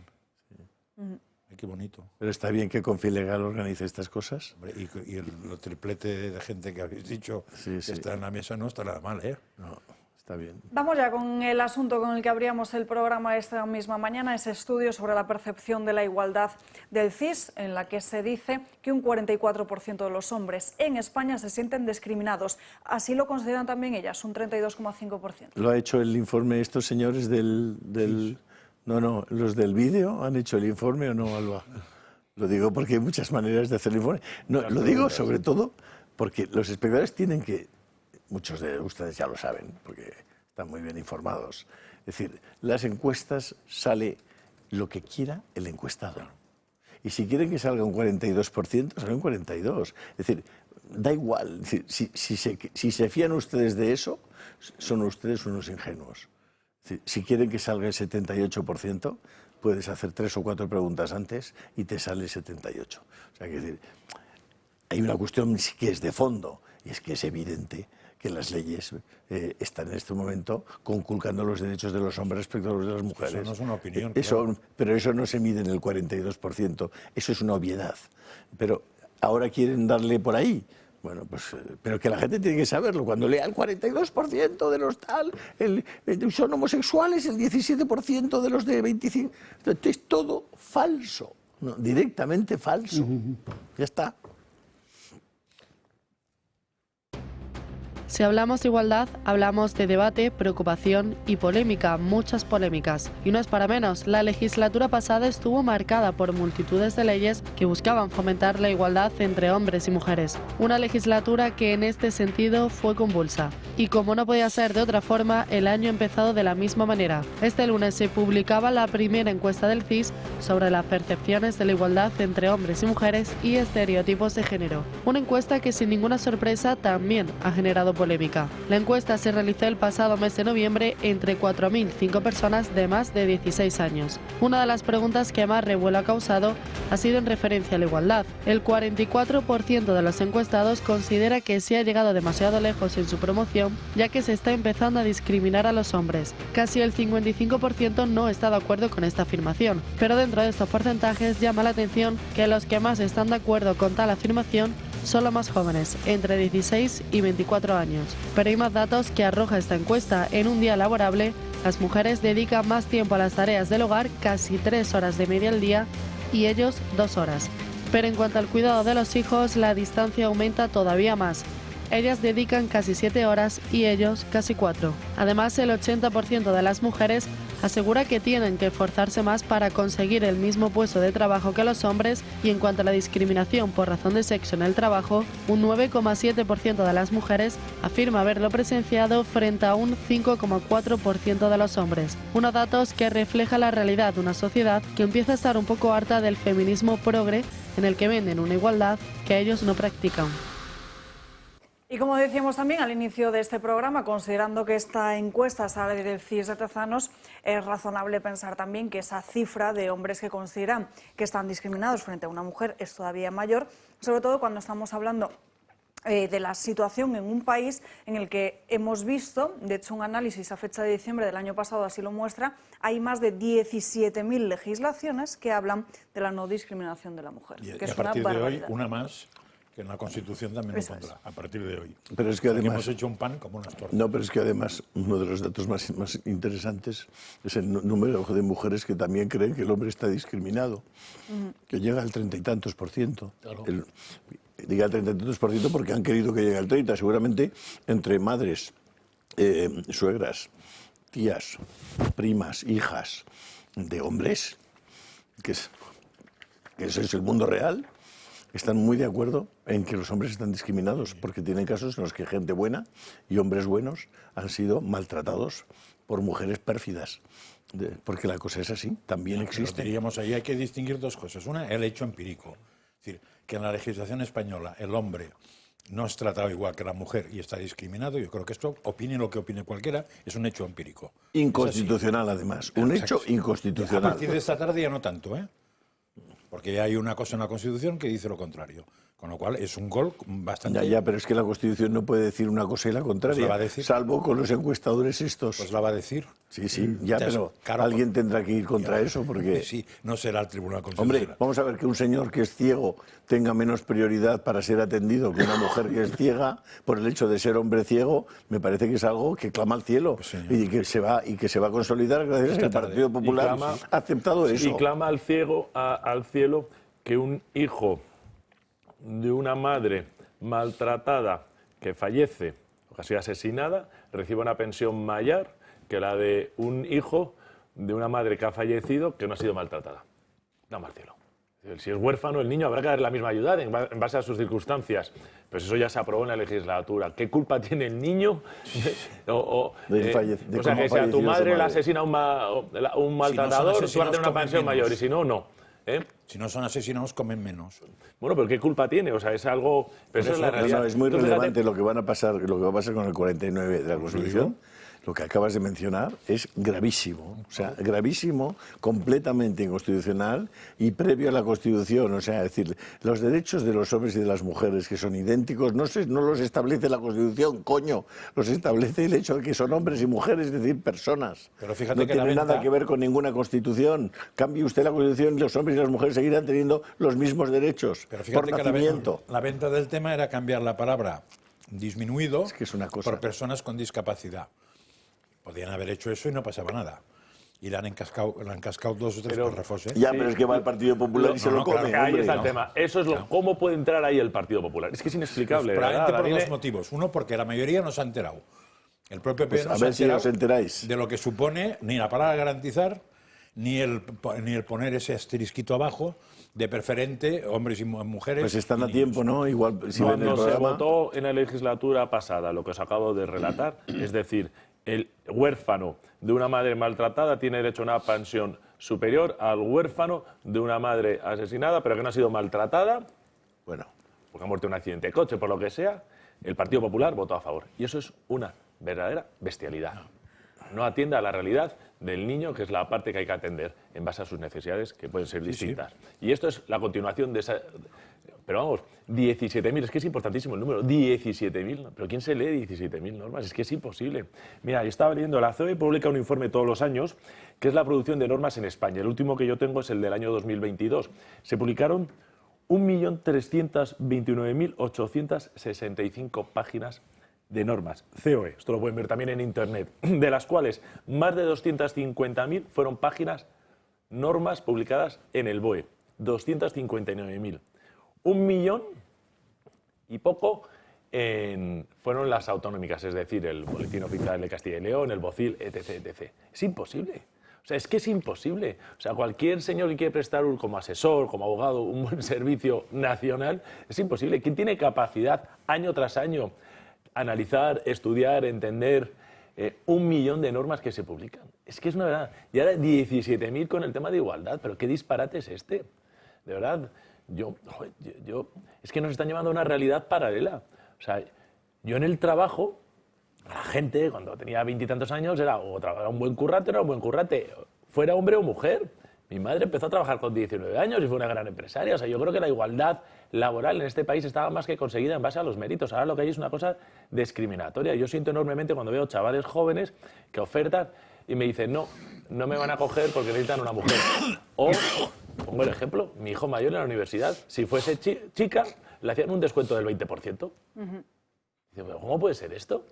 Perdón que os interrumpe, pero tenemos una noticia de última hora que nos llega desde la Comunidad Valenciana porque parece que se levantan las alfombras y Mazón ha sido bastante claro en una rueda de prensa que acaba de finalizar hace apenas unos minutos en la que ha hablado de facturas en los cajones, contratos a dedo, personal no autorizado, gastos sin control o transferencias bancarias sin titular identificado que han puesto de manifiesto informes técnicos. En 22 entidades públicas, además de un total de 48, se habría detectado un riesgo alto en el área de control de pagos. Se anuncia por parte del Gobierno de la Comunidad Valenciana que se va a encargar una auditoría general del sector público para detectar posibles casos de fraude, un gasto descontrolado y también exigir responsabilidades administrativas. En tan solo un año, en el año 2021, se habrían detectado, por lo que ha dicho el presidente de la Comunidad Valenciana, 4.000 contrataciones sin el visto bueno de Hacienda. Y se han encontrado más de 190.000 facturas que no estaban pagadas ni reconocidas. 190.000 facturas que el nuevo gobierno va a tener que asumir, que va a tener que pagar. Y se eliminarán además 6 empresas fantasma que creó al PSOE le viene muy bien que le hagan estas cosas, pero en general al sector público. Es decir, se debería esperar a que llegue al cabo de unos años un cambio de gobierno. No, el sector público tiene que estar auditado. No solamente los gastos y los cobros y la contabilidad en general. Tiene que estar auditada la eficiencia. Tiene que estar auditada la eficiencia. Si no, es imposible, es insostenible. Pero no solo simplemente insostenible. No solo auditado, tiene que haber responsabilidades de él que se ha saltado la legislación, porque claro, todo eso está muy bien, pero me ha gustado, lo único que me ha gustado, o lo que más me ha gustado es la última frase. Se pedirán responsabilidades administrativas. No sé si valdría la pena añadir penales. Bueno, una vez detectadas las irregularidades, habrá que ver de qué naturaleza son, ¿no? Para los que se incorporen al programa, de repente, mi voz habitual no es esta. ¿No? Para que lo sepan. Pero... Que se ha comido todo el chorizo de la mesa y es lo que ha pasado. Claro. Pero... Víctor. Yo soy testigo. Sabores tierra de Madrid, por cierto. Acabáis de decir de llevar a norma constitucional, vamos, artículo constitucional, no llevó el señor Zapatero obligado al que el déficit público a la Constitución. Sí. ¿Qué ha pasado? ¿Qué ha pasado? No, pero no era el déficit público. Era que lo primero que tienes que pagar es lo que te ha prestado Europa. Es un poco distinto, ¿eh? Pero, o sea, lo que obligó a Europa y que se puso de acuerdo el PP y el PSOE, porque si no nos intervenían, es que la deuda con la Unión Europea o con el Banco Central es lo primero que se paga. Antes que las pensiones, antes que lo que sea. Eso es lo que creo, Víctor, tú lo sabrás más que yo. Bueno, un acuerdo que se registró en la Constitución, que se modificó la Pienso Constitución. que va por ahí. No era que no pudiera haber déficit ni nada de esto. No. Sino que el déficit máximo.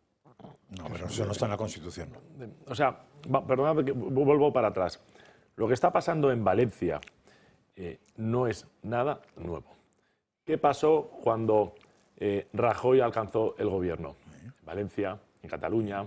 ¿Os acordáis? En todas las comunidades autónomas que el Partido Popular consiguió en las elecciones en las que Rajoy llegó a la presidencia, Se descubrió en algunos casos miles de millones. Pero no se denunció a nadie. Pero no se y ahí me quejo yo.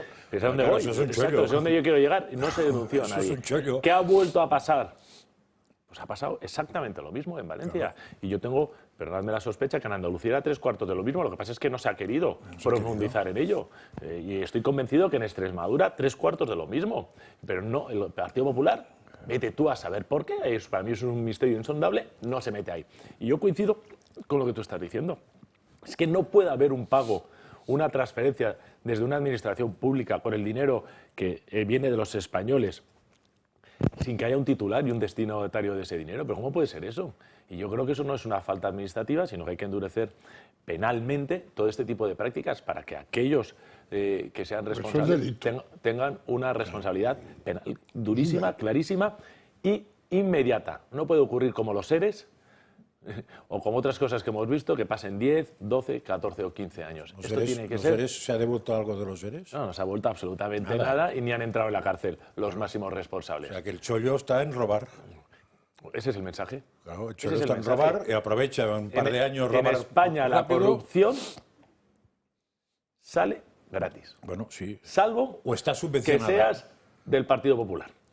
O está subvencionada. O como seas de izquierda y seas corrupto, sale gratis. Bueno, si es del PP también algunos han salido subvencionados. Bueno, el Partido Popular, digo, salvo esas del Partido Popular. El Partido Popular yo creo que ha habido... algunos han pagado y otros no han pagado. Y podríamos hablar de la extraordinaria alcaldesa que tuvo Valencia, ¿no? Pues ya que hablamos de Valencia, de Rita Barberá. Es terrible, es terrible. O sea, lo que se ha puesto sobre la mesa es absolutamente terrible. Eso tenía que abrir todos los titulares. Tenía que haber sido portada de periódicos. Pasa así como una noticia, como de segunda línea, no pasa nada. Se tirarán las contrataciones irregulares. La verdad, yo soy un convencido de que la corrupción hay que combatirla con enorme dureza y hay casos de éxito en el mundo que lo han hecho. Y con responsabilidad civil subsidiaria del partido político que te ha colocado. Bueno, del partido político no sé, yo creo que de la persona sí. O de la persona que te ha colocado. De la persona, de la jerarquía inmediata. Uno es responsable de la gente, ya el partido es como una cosa muy grande, pero de la jerarquía inmediata. Limpiaría mucho que los partidos supieran que les toca pagar. Bueno, estaban todos quebrados. Pero lo que pasa es que como en este país son tan malos, nosotros lo estuvimos discutiendo en Vox en su momento cuando salió la Agenda España y yo me opuse a ello, porque de repente te sale un tío en un ayuntamiento que no sé qué, no sé cuánto, y dice que yo soy responsable de un señor al cual hemos visto 2 veces, que resulta que ha dejado un desfalco de millones. Yo creo que tiene que ser el responsable la persona y el supervisor inmediato. Sí, puede ser, pero que es que sería ideal que antes de poner un tío en un ayuntamiento cualquiera, te aseguraras, no tú, sino el propio partido, de que es una persona de fiar. Porque a veces lo que se hace es intentar... Porque claro, la política se basa en la territorialidad. Si no tienes gente en todos lados, no te comes un rosco. Y entonces con eso entran las prisas y entonces se pone cualquiera, que te he encontrado un tío que es cojonudo, tal, no sé qué, toma. Y resulta que el tío cojonudo, primero que investigas y viene de 6 partidos anteriores, que eso ha pasado. No en vosotros, en muchos, o sea, que han pasado por el PP, por el PSOE, por no sé qué. Dices, pero, ya huele mal esto, ¿no? Pero y además de eso, que resulta que la eficiencia... Esto que ha pasado, que yo creo que es muy buena la noticia que ha salido, que estábamos comentando, es extraordinaria. Lo que tiene que haber es una investigación y unas consecuencias y una reclamación de responsabilidades de manera inmediata. Sí, que sí. Donde también se ha abierto una investigación después de que durante varios días llevemos denunciándolo es en Cataluña. La Fiscalía ha abierto ya las diligencias sobre el origen de los pellets que desde hace años contaminan las playas de Tarragona. Como saben, desde que saltó la noticia, desde que se generó la polémica entre el Gobierno central y la Xunta de Galicia por esos pellets que inundan la costa gallega, también les llevamos contando cómo desde el año 2018 esos plásticos también inundan la playa de Tarragona, que además la Generalitat de Cataluña ya habría abierto un expediente a 8 empresas del sector petroquímico. Pues bien, la Fiscalía ahora abre una investigación sobre el origen de estos pellets. Mientras tanto, este sábado el Partido Socialista va a acometer cambios quirúrgicos en la Ejecutiva Federal, además de nombrar una nueva portavoz. Se va a celebrar en La Coruña este 21 de enero y entre esos cambios se baraja que también se incorporen algunos de los ministros algunos de sus ministros a sus órganos de dirección. Estaríamos hablando de Óscar Puente, el Masaiz, Ana Redondo o incluso Jordi Hereu. Nos tenemos que ir a una breve pausa de publicidad, la última del día de hoy, y enseguida estamos de vuelta.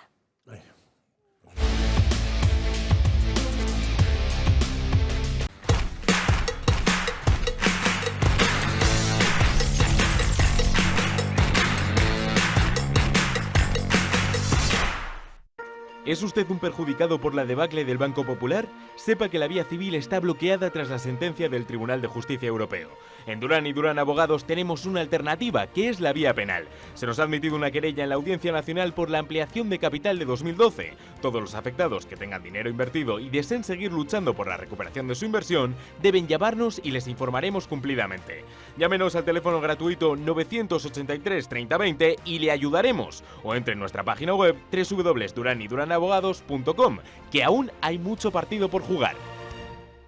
Pardo Stone Design es una empresa líder en manipulación de la piedra natural y cuenta con los sistemas operativos más avanzados del mercado y el conocimiento puramente artesanal. Aportan conceptos innovadores en el mundo de la decoración con piedra natural, realizando composiciones decorativas y proyectos de arquitectura e interiorismo. Pardo Stone Design. Descubra la artesanía en piedra y haga sus sueños realidad. Y si eres socio del Club de Amigos, tendrás un 5% de descuento. Desde 1958, la Marisquería Rafa en Madrid se ha caracterizado por la primera calidad de sus productos, entre los que puede encontrar guisos, carnes de primera calidad, pescados y los mejores mariscos de nuestras costas. Todo elaborado a base de recetas tradicionales. Podrá disfrutar de sus deliciosos platos en la barra, en su preciosa terraza o en alguno de sus salones privados. Le esperamos en Rafa, calle Narváez 68. No se pierda los sabores de la buena cocina. Estimado lector, nos complace informarle de que nace el Club del Libro de Biblioteca Homo Legens, un espacio único en el que cada mes podrá escoger los 2 libros que usted desee de nuestro amplio catálogo. Para formar parte del Club del Libro de Biblioteca Homo Legens, ponemos a su alcance 2 tipos de suscripción. Por un exclusivo precio, llévese 24 libros al año, valorados en 500 euros, sin gastos de envío y muchas más ventajas. Puede darse de alta en homolegens.com o puede llamarnos al teléfono 910059942, escribirnos a clubdellibro@homolegens.com o enviarnos un WhatsApp al 608 02 8273. ¿A qué espera para ser parte del Club del Libro de Biblioteca Homo Legens?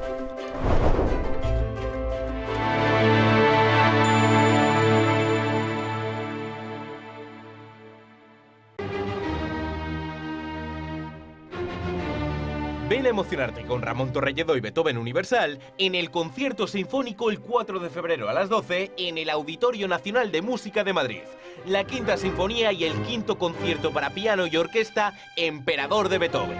Escanea el QR que aparece en pantalla para comprar las entradas o manda un WhatsApp al 628-941-073 y te las facilitaremos. No te lo pierdas.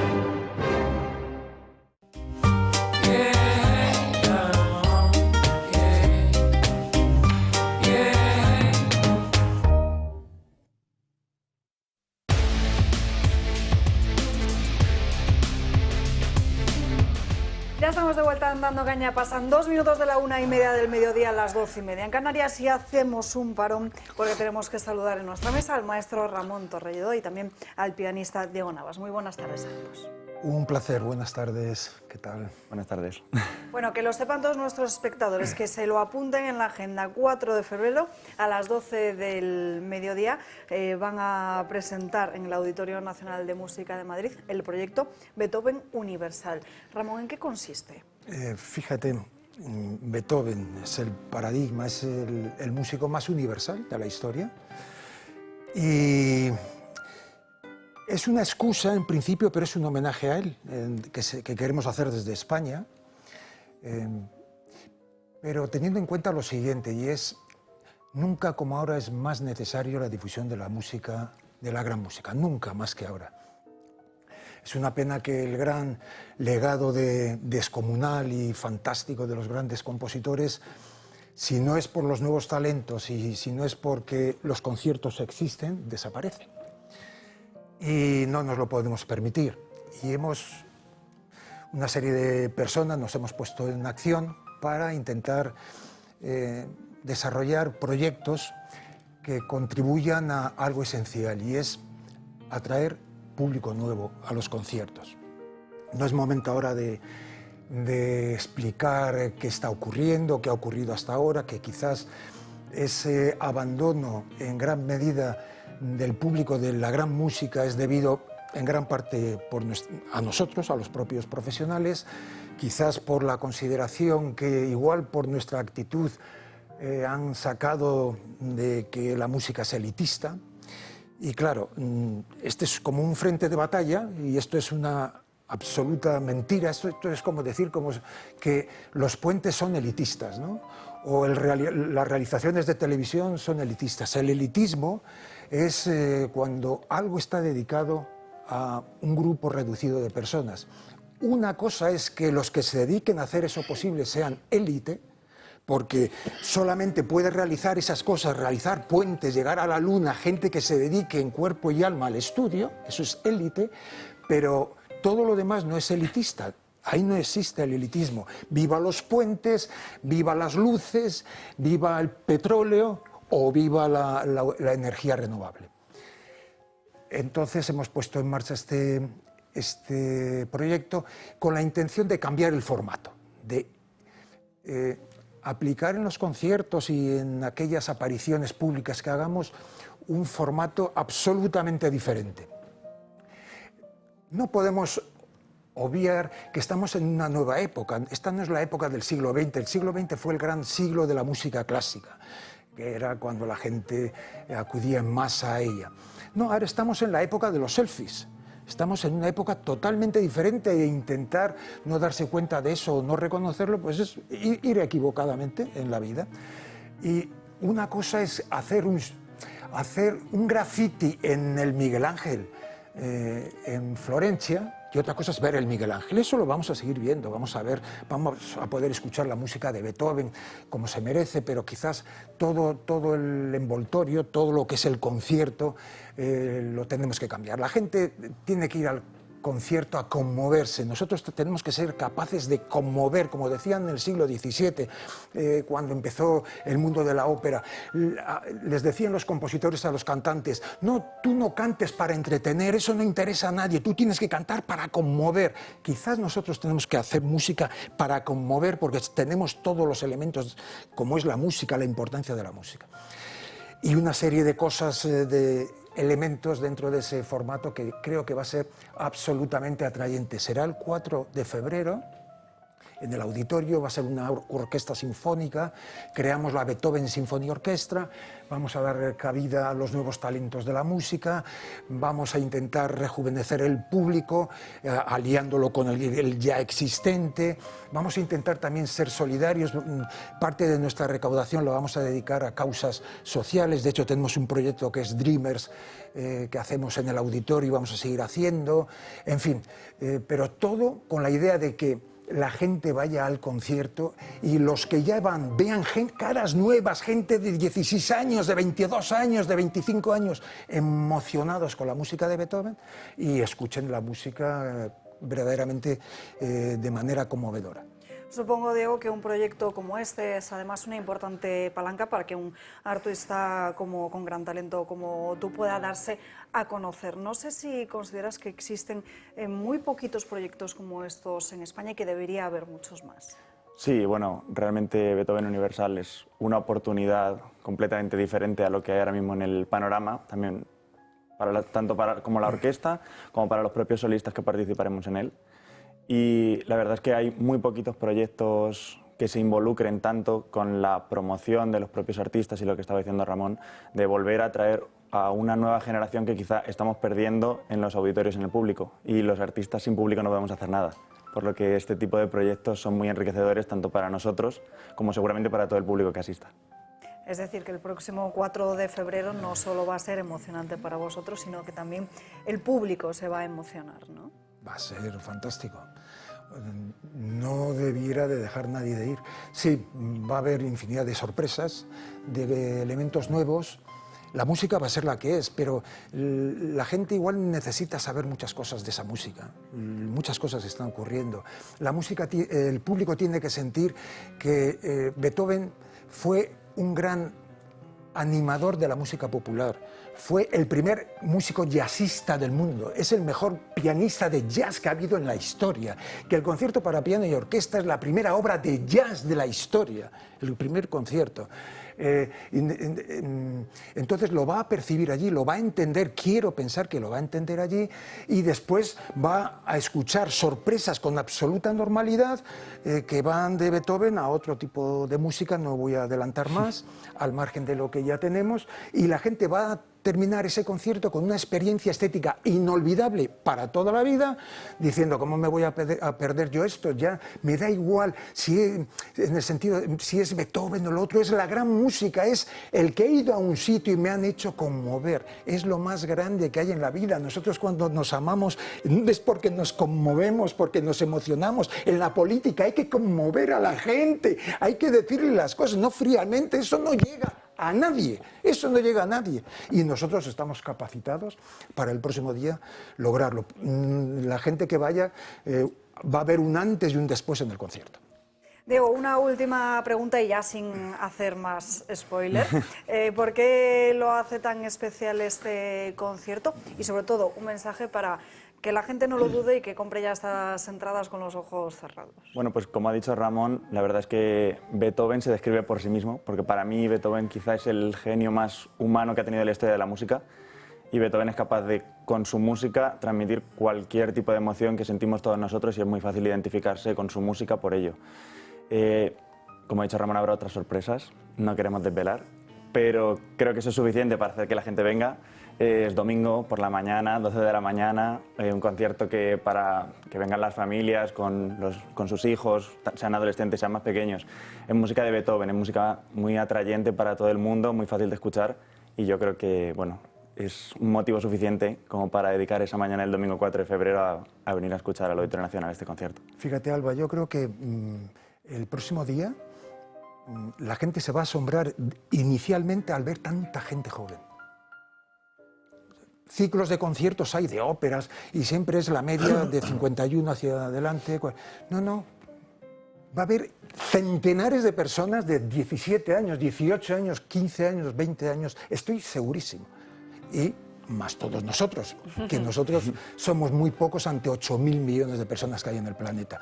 Tenemos un margen tan grande que merece la pena iniciativas como esta. Hay que lograr que 8.000 millones de personas se emocionen con la música, la gran música. Pues Ramón, Diego, allí nos veremos el 4 de febrero a las 12 del mediodía. Gracias. Un placer. Muchas gracias. Cambiamos ahora de asunto. Entramos en la recta final de este programa. Enseguida nos acompaña Gaby con sus crónicas de Manicomio, pero antes, la última propuesta en materia educativa: extender la educación obligatoria hasta los 18 años. España tiene la segunda mayor tasa de abandono educativo de Europa, 13,9% en 2022, y aunque se ha reducido mucho desde 2008, seguimos siendo de los peores, solo por detrás de Rumanía. Ese casi 14% es el porcentaje de jóvenes de 18 a 24 años que tiene como mucho la ESO secundaria y no llega, por tanto, al nivel educativo que se considera imprescindible, como bachillerato o la FP de grado medio. El Consejo Escolar del Estado, que asesora al Ministerio de Educación y en el que hay representantes de docentes, familias, estudiantes, cree que ampliar en 2 años más la educación obligatoria de los 16 actuales hasta los 18 podría ayudar a reducir ese porcentaje de alumnos.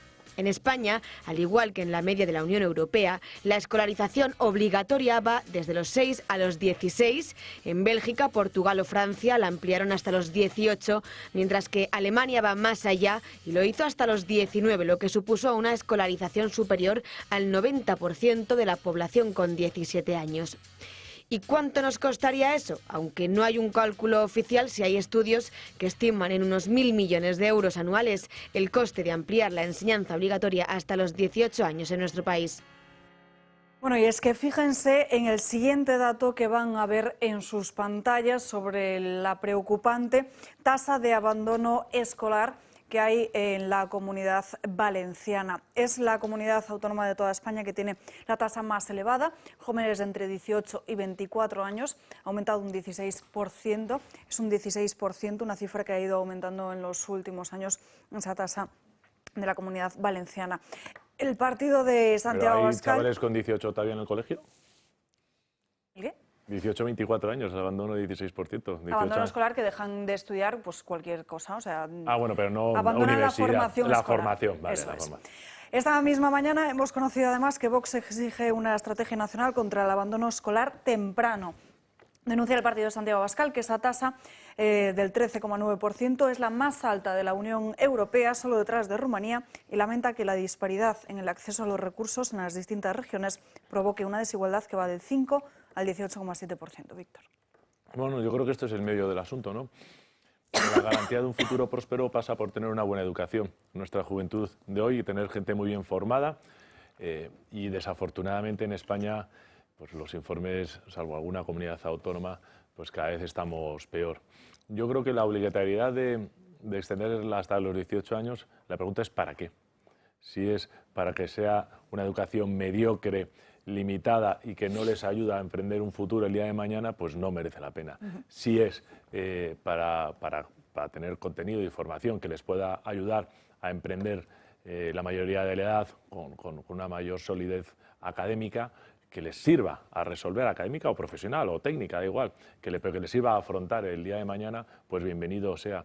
Yo fíjate, hay cosas que yo echo de menos mucho en nuestra educación, en muchos ámbitos, ¿no? Que creo que ha caído enormemente, pero cuando he estado viviendo, sabéis que yo he vivido en Irlanda unos años, he vivido en Francia y tal, por ejemplo, mi hijo, el mayor, que está en segundo de carrera, que ha montado una sociedad, dice, papá, es que a mí nadie me había explicado, le llega una multa de Hacienda.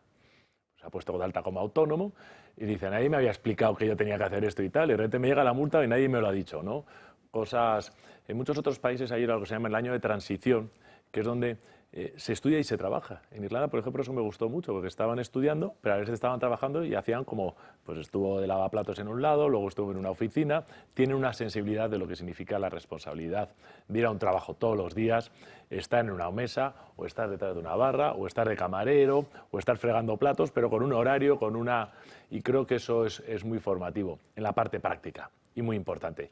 Y en la parte de los conceptos, de la formación, de la estructura, creo que esa es la gran asignatura pendiente y que eso convierte a españoles de primera y de segunda.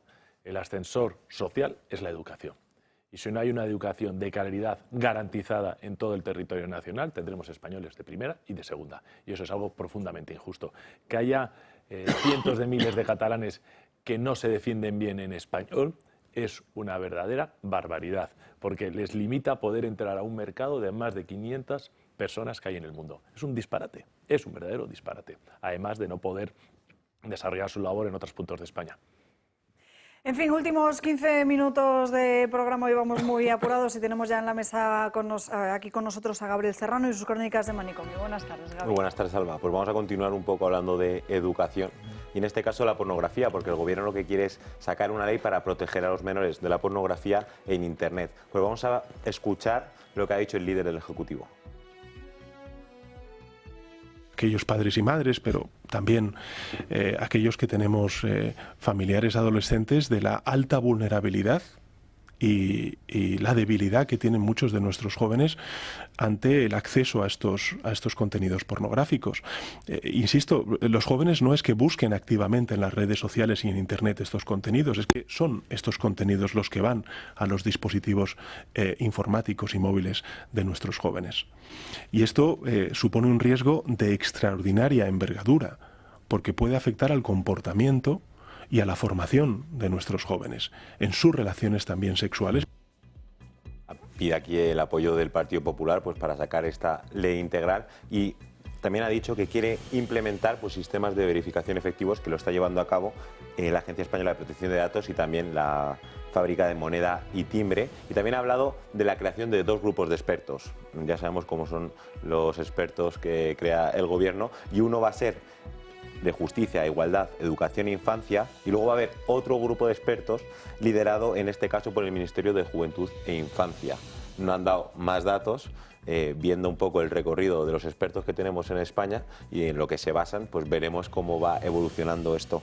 Y además ha salido pues a la palestra alguien que crea polémica de vez en cuando, que es Ángela Rodríguez Pan, nuestra queridísima Ángela, y lo que ha dicho es que los adolescentes no se encuentran el porno en Internet como quien se encuentra una moneda en el suelo. Aunque solo que nos creyésemos esto, explicaría que apostemos por un marco prohibicionista contra el porno y no por educación sexual que haga que los jóvenes sepan lo que es el sexo antes de querer poner pechos en Google, lo que por otra parte es completamente normal. Pues bien, aquí PAM pide educación sexual y no sabemos, como esté hablando ya de la implementada en las aulas de España, pues vamos un poco mal.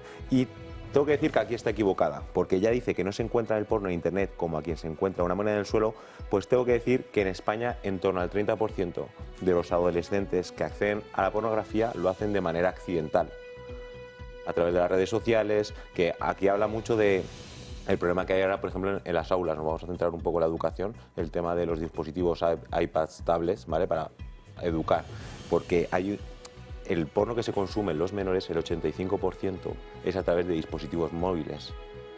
En España ahora mismo esto es una realidad, que hay un problema y está bien que se quiera atajar, pero si va en la línea de la educación sexual implementada, las políticas que tenemos en nuestras aulas, el adoctrinamiento que estamos viendo, no sé yo si va a ser la forma más efectiva de ir a la raíz, en este caso, de que los menores pues no consuman pornografía. Ya, pero plantearte que un político vaya a la raíz es equivocarse de país, de mundo y de cultura, o sea, ni se te ocurra. Van a poner un parche, y si ponen un parche que es medianamente bueno, arreglarán algo, pero si lo ponen con la dirección esta, al Ministerio de la Juventud y tal, pues el parche será un desastre. Pero a mí lo que me ha extrañado es, uno, cuántas monedas encuentra esta mujer, porque yo en la calle no encuentro monedas, o sea que, sí, en fin, la comparación es absurda, pero no se encuentran monedas casi nunca en la calle. Y lo que no he entendido nada es lo que ha dicho el presidente de que padres y madres, o los que tenemos niños no sé qué. Entonces él no es ni padre ni madre. Habéis oído cómo lo dice, ¿no? Padres y madres, y los que tenemos, no sé. Entonces, como son del Estado los hijos. No sé, es una tercera opción que no conocía. La de no ser padre ni madre y tener. ¿no? Antonio. Hay un librito de conversaciones de Steiner que ha publicado Acantilado con Ordine, y que los dos filósofos hablan de estos dos temas. Y hablan de estos dos temas y acusan de la falta de vocación, de la pérdida de la vocación, de lo importante que es la vocación en la educación. Y viene a colación, ¿por qué? Porque que el político se haga el gestor de la educación y se haga el gestor de la medicina, está haciendo una pérdida de calidad enorme en ambas cosas. Realmente lo que genera la falta de vocación es no tener esa necesidad que tiene el vocacionado, el apasionado de enseñar, y que le convierte en un oficio, y le está convirtiendo en un oficio funcionarial, sin contenido. Cada día en el que empieza el maestro a ser corregido por el marco social, por otra serie de... porque los padres vienen, interrumpe el político, interrumpen. Es que hay que premiar al vocacionado. No hay más remedio. Y la necesidad de explicar, exponer, educar en sexualidad no está resuelto. La sociedad sigue estando exactamente igual que hace 60 años, en el que hablar de sexo en la familia era prohibitivo, y por lo tanto no tenemos más remedio que ingeniar de qué forma se puede enseñar, y ahí tenemos los médicos y las enfermerías, trabajar conjuntamente con educación, a pensar en el sexo, a cómo se enseña a la adolescencia a introducirse en el sexo. Y esto es grave porque efectivamente el ser humano tiene una necesidad de acudir a que lo que empieza a sentir empieza a cómo explicárselo. Y la forma de explicarla es acudiendo a la pornografía. Y esto es horroroso. O sea, ¿por qué? Porque no hay en la sociedad un mecanismo fácil de explicar, de exponer, de educar y de formarse. Por lo tanto, es una deuda pendiente que tienen las personas que podrían saber exponer los principios en los que se basa nada menos que la procreación, nada menos que la relación entre sexos y cómo se puede transgredir y caer en un asunto tan grave como lo pornográfico. Porque en la pornografía, precisamente, lo que no hay es una educación sexual, sino una transgresión sexual, tremendamente. Y yo esta mañana en las radios esas que escucho me he encontrado una cosa que me ha asombrado, hablando de ese tema, un señor cuyas opiniones en política no coinciden con las mías en nada, ha entrado en esa cuestión y decía, muy por encima, pero que desde, diríamos, de la liberalización sexual en este país, de los años 70, 80, etcétera, hemos liberado muy bien, o hemos fundamentado todo en la parte biológica, en la parte instintiva, pero en la parte afectiva ha desaparecido. No se ha educado eso.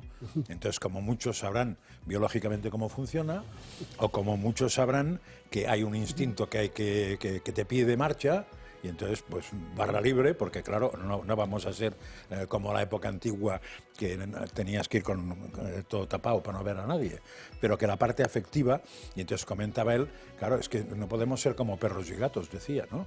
Y entonces el acercarte al cuerpo del otro sexo no es solo acercarte a un cuerpo, tiene que establecer un vínculo. Claro, que eso se diga en una radio en el siglo XXI, a mí me ha dejado muy sorprendido, sobre todo una persona que es una mentalidad de izquierdas. Hay una contradicción en lo que estamos viendo con el gobierno que dice ahora que hemos ido a Sánchez a explicar y lo que ha venido haciendo este gobierno sistemáticamente. Claro. O sea, tú hablabas antes de la educación sexual porque hay una llamada de la naturaleza, si quieres, a unas edades. El niño de 6, 7, 8, 9 años tiene una estimulación sexual natural. Yo que soy padre...